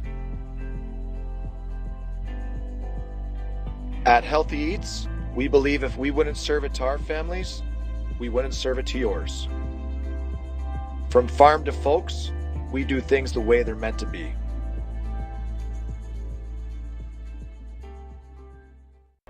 Here we go. Believe me, you've never heard a talk show like this. I'm sleeping with Joe Carter. By the way, Joe did not touch them all. Yeah. I have to say, like, your voice is fantastic. Meet Smitty. Listen, I'm the brains here. And Mitty. And I'm the good-looking funny one. This is the Smitty Mitty Show.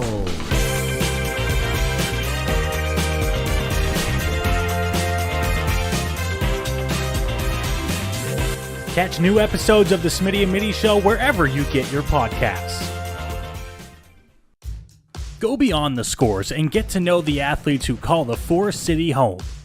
Game Day London brings you in-depth stories and conversations about London's major teams and athletes. Whether it's the London Knights, Nationals, or Lightning, or even your London Majors, Game Day London has you covered. For fresh and engaging sports coverage, visit GameDayLondon.com. Game Day London, a proud sponsor of your London Majors. Ninth inning here from the Game Day London broadcast booth at Labatt Park between the Majors and the Maple Leafs. As we get a look at our next broadcast, it'll be this Sunday against the Welland Jackfish. Tyler and I will be right back here in what promises to be an exciting contest. Can't wait. I hear there was some flares that happened in the last game. A few moments where things got a little bit tense between the Majors and the Jackfish, and cooler heads prevailed in that contest.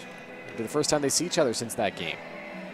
You're going to want to make sure you go out and get some tickets for that game. I'm sure some tickets still available. But if you can't get down to the field, we will be right here to take you through it once again. You don't have fun. Don't tell Noah, but I've had more fun with you. Really? Well, thank you. I appreciate that. It's just I'm around Noah too much. Nice to get a fresh face in there once in a while. Somebody else to argue with. Let's talk about the strike zone. Let's talk about automated strike zones. Let's do it. That's what got us into an argument on Twitter. Damon Topley will lead things off in the top of the ninth against a new arm on the mound looking to close things out. It's Braden Farrington. Braden Farrington, a 1.26 ERA in 13 games this year. He's got a save. He's got 14 strikeouts in 21 innings. A very efficient and well-deserved year this year for Farrington so far. First pitch to Topley will miss up and inside. Farrington in 12 games last year had a 0.86 ERA. The past couple of years for Braden Farrington have been phenomenal for the Majors. Here is the 1-0 to Topley, in there for a called strike one. Not a guy by any means that's going to blow these hitters away, but he does a good job at mixing speeds, finding ends of bats, and finding some gloves. He's the prototypical just hit the dirt. Home plate umpire Justin Van Horn getting into it with the Maple Leafs dugout, and I believe Dustin Richardson going to walk out to the plate now. Now, we didn't get a chance to show this to you between innings, but there was a lengthy conversation between Justin Van Horn and Dustin Richardson. And I don't know if Richardson has been ejected. I don't know if the home plate umpire was saying enough or get out, but somebody barking from the Maple Leafs dugout, and Richardson went out to talk to the home plate umpire.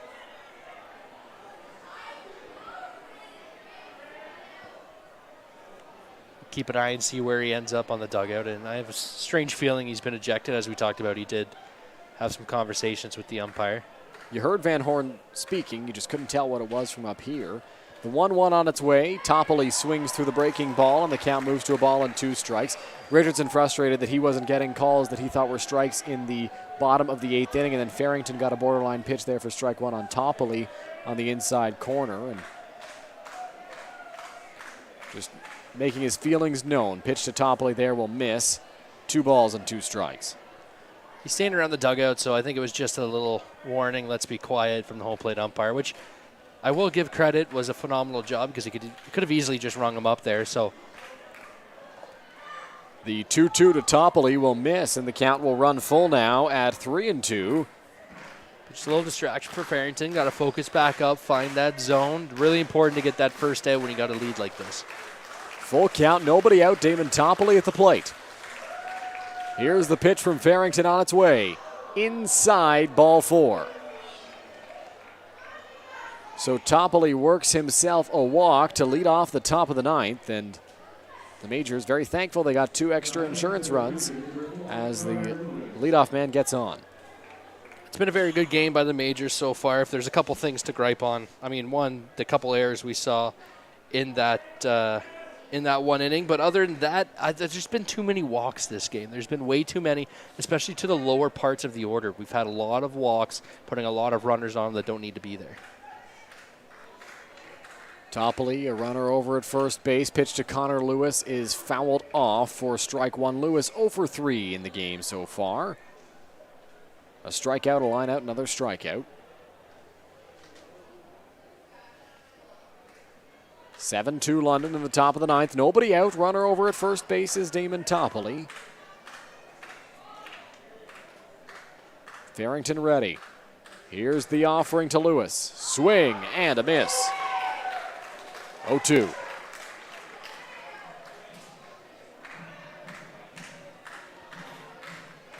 No balls, 2 strikes. Farrington going to look to put away the number 7 hitter for Toronto. He sets out there on the mound. Here's the offering. Just off the outside corner. Richardson didn't get that call in the bottom of the 8th. Farrington's not getting that call in the top of the 9th. I think we would have had quite a scene if that was called for strike 3. Great for TV. It's true. It's true. 1-2. Nobody out. Toppoli at first. Pitch to Lewis on its way. Flared on the infield. Newton is there. He makes the catch. And a substitution. Austin Wilkie moves over to center field. Drew Lawrence to left. Byron Reichstein to first base. Forgot to bring that to you. Right off the hop in this inning. So a pop out there for Connor Lewis. And there's one away. Good job by Farrington there after just missing on the outside part. He went right back to it, didn't shy away. Just got a nice little flare pop up into the infield for the first out. Grant Tamani now in the batter's box. The first pitch to Farrington will miss out, from Farrington. Will miss outside for ball 1.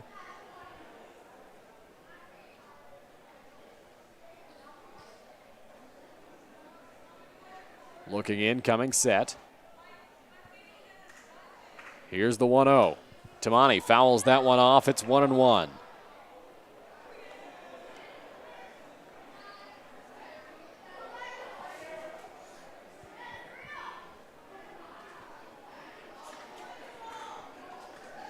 One ball, 1 strike, 1 out. Runner over at first base. Here's the pitch. Tamani fouled that one off. He checked his swing. Thought it was off the plate. Likely would have been, maybe on the corner, but it got the end of his bat, and it's 1-2. Preferable for him that ball just gets fouled off rather than kind of chopped into play. It's true, out of the possible outcomes there, that's not too bad. I'm sure he would have liked to have held up, but... He probably would have liked to have driven it over the 402 sign, but... That's always goal number 1. 1-2 pitch on its way from Farrington. Tamani in the air, center field. Wilkie and Lawrence charging hard. It's going to drop in. Lawrence will pick that one up and get it into second base. So a bloop single for Grant Tamani puts 2 runners on with 1 away. We've had an incredible amount of those kind of hits today. Just little flares that are just finding places in the outfield. Haven't been too many balls driven to the fence or even driven to gaps here today. Just a lot of those little weak contact hits. The flares have been a factor for both sides as Greg Carrington digs into the batter's box. Carrington 1 for 3 today. Farrington against Carrington. Here's the first pitch from the Majors right-hander. That's going to miss up and away for ball 1.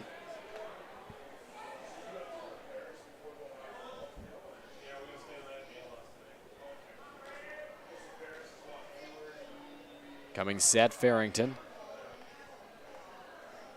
Here's the 1-0. Breaking ball, drops in there for a strike.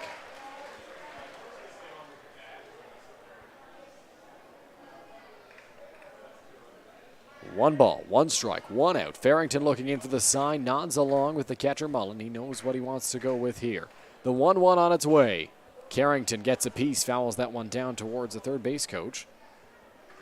Changeups needs to be working well for Farrington today. That's a couple pitches that just died right at the end. It's been effective, and it needs it to be to have success out there on the mound.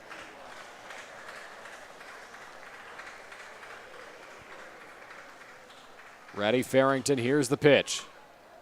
Another good job by Carrington just to fight that one. Phenomenal catch by Cleve in the dugout. He can do it all. Good shot at Cleveland there, celebrating his catch, putting his hand up to the crowd. 1 ball, 2 strikes, 1 out. Carrington been able to fight off some tough pitches, stay alive. The 1-2 home popped high in the air, foul territory coming back towards us, and it's out of play. Did not hit over here. I was waiting for it to hit up there. You were ready to make the play. I was, in case it came through the metal roof. But it just flew right over top of us, probably into somebody's backyard.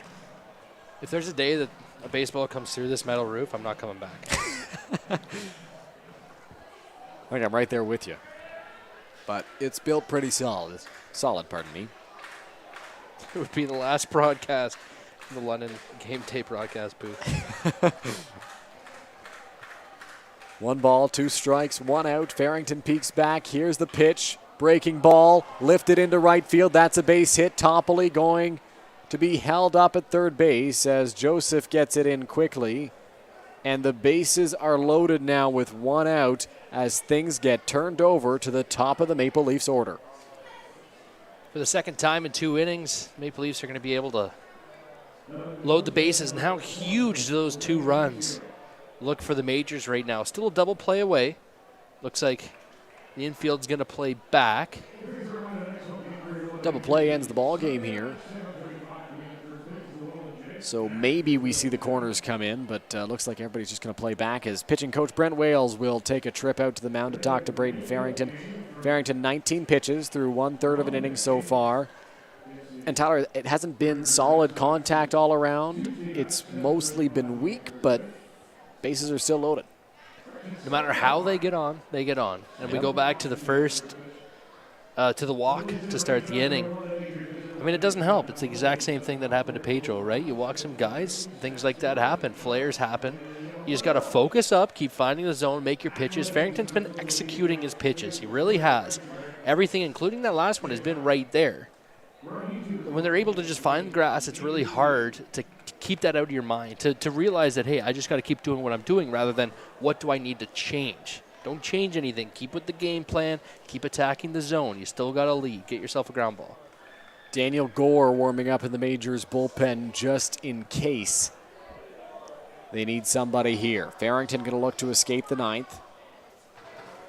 Bases loaded, 1 out. Former Red Sox prospect Jose Vinicio in the batter's box. Here's the offering from Farrington. Breaking ball in there. Vinicio possibly frustrated, didn't pull the trigger on that one. 0-1.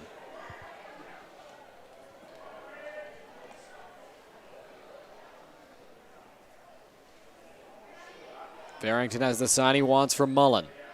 Ahead in the count, 0-1 on Vinicio. Here's the pitch. In the air. Right field. Not overly deep. Joseph camped under it. He's getting ready to throw. Toppoli going to fake a break from third. Throw comes in, skips off the glove of Byron Reichstein. Robert Mullen will go back him up. And Braden Farrington will take over at the plate just in case. 2 away now in the 9th. Great job by Joseph there, getting behind the baseball. He didn't set up right underneath it and make the catch flat-footed. He was moving towards home when he caught that ball. Made a okay throw towards home plate, but not a whole lot of speed on third base. So bluff. The bases remain loaded now with 2 out. So bases juiced, 2 away. Top of the 9th. Toronto down 5, so a home run here cannot even things up, though it would make it a 1-run ball game. Justin Mara in the batter's box.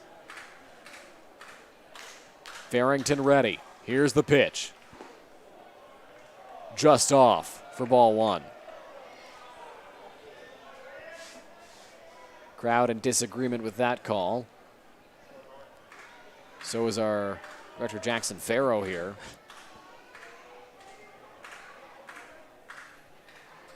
Here's the pitch from Farrington. In the dirt. 2-0. Last thing you want to do is walk in a run here.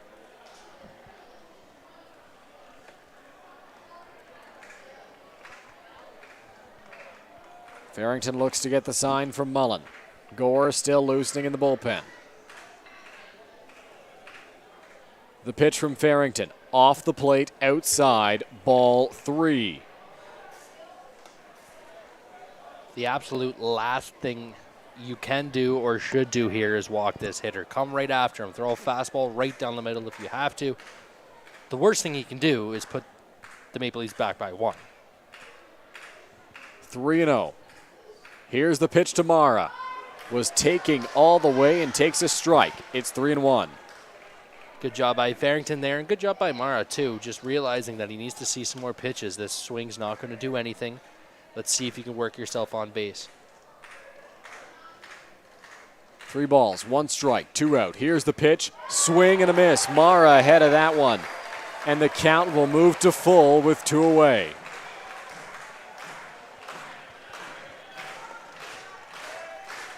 The runners will be off on the pitch.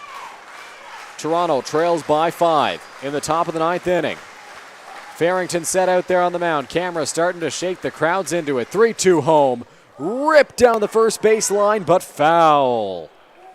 Justin Mara hit that baseball hard, but it is a foul ball and will do it again on 3-2.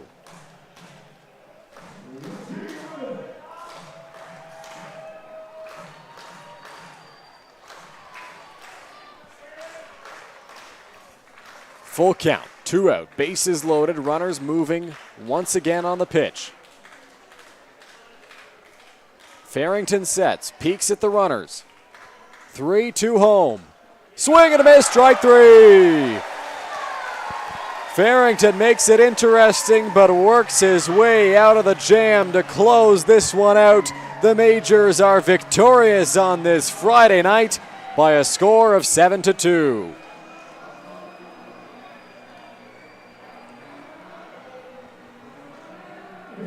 Everybody out on the field to celebrate a big Majors victory here against the Toronto Maple Leafs.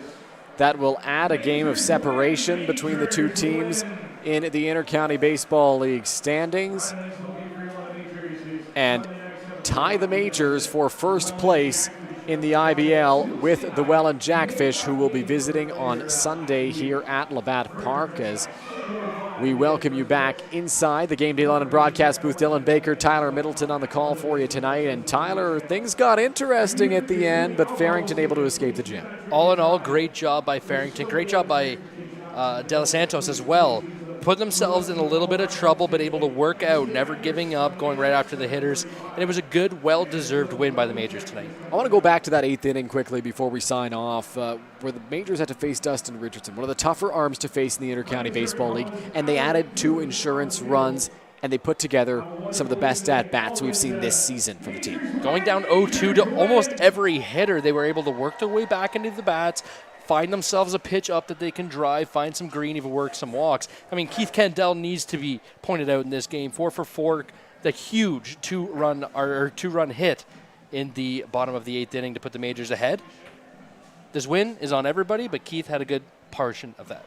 Great performance by Keith Candell and a great performance by the Majors all around here tonight at Labatt Park as they take this one over the Toronto Maple Leafs 7-2. The Majors' next game is tomorrow against the Guelph Royals at 7:30, and then they're back here on Sunday against the Welland Jackfish, 7:35 start. Tyler and I will be back on the call for Tyler Middleton, Cal Johnstone, Jackson Farrow, Matthew Young, and Jeremy McGrady. My name is Dylan Baker. We'll talk to you again on Sunday.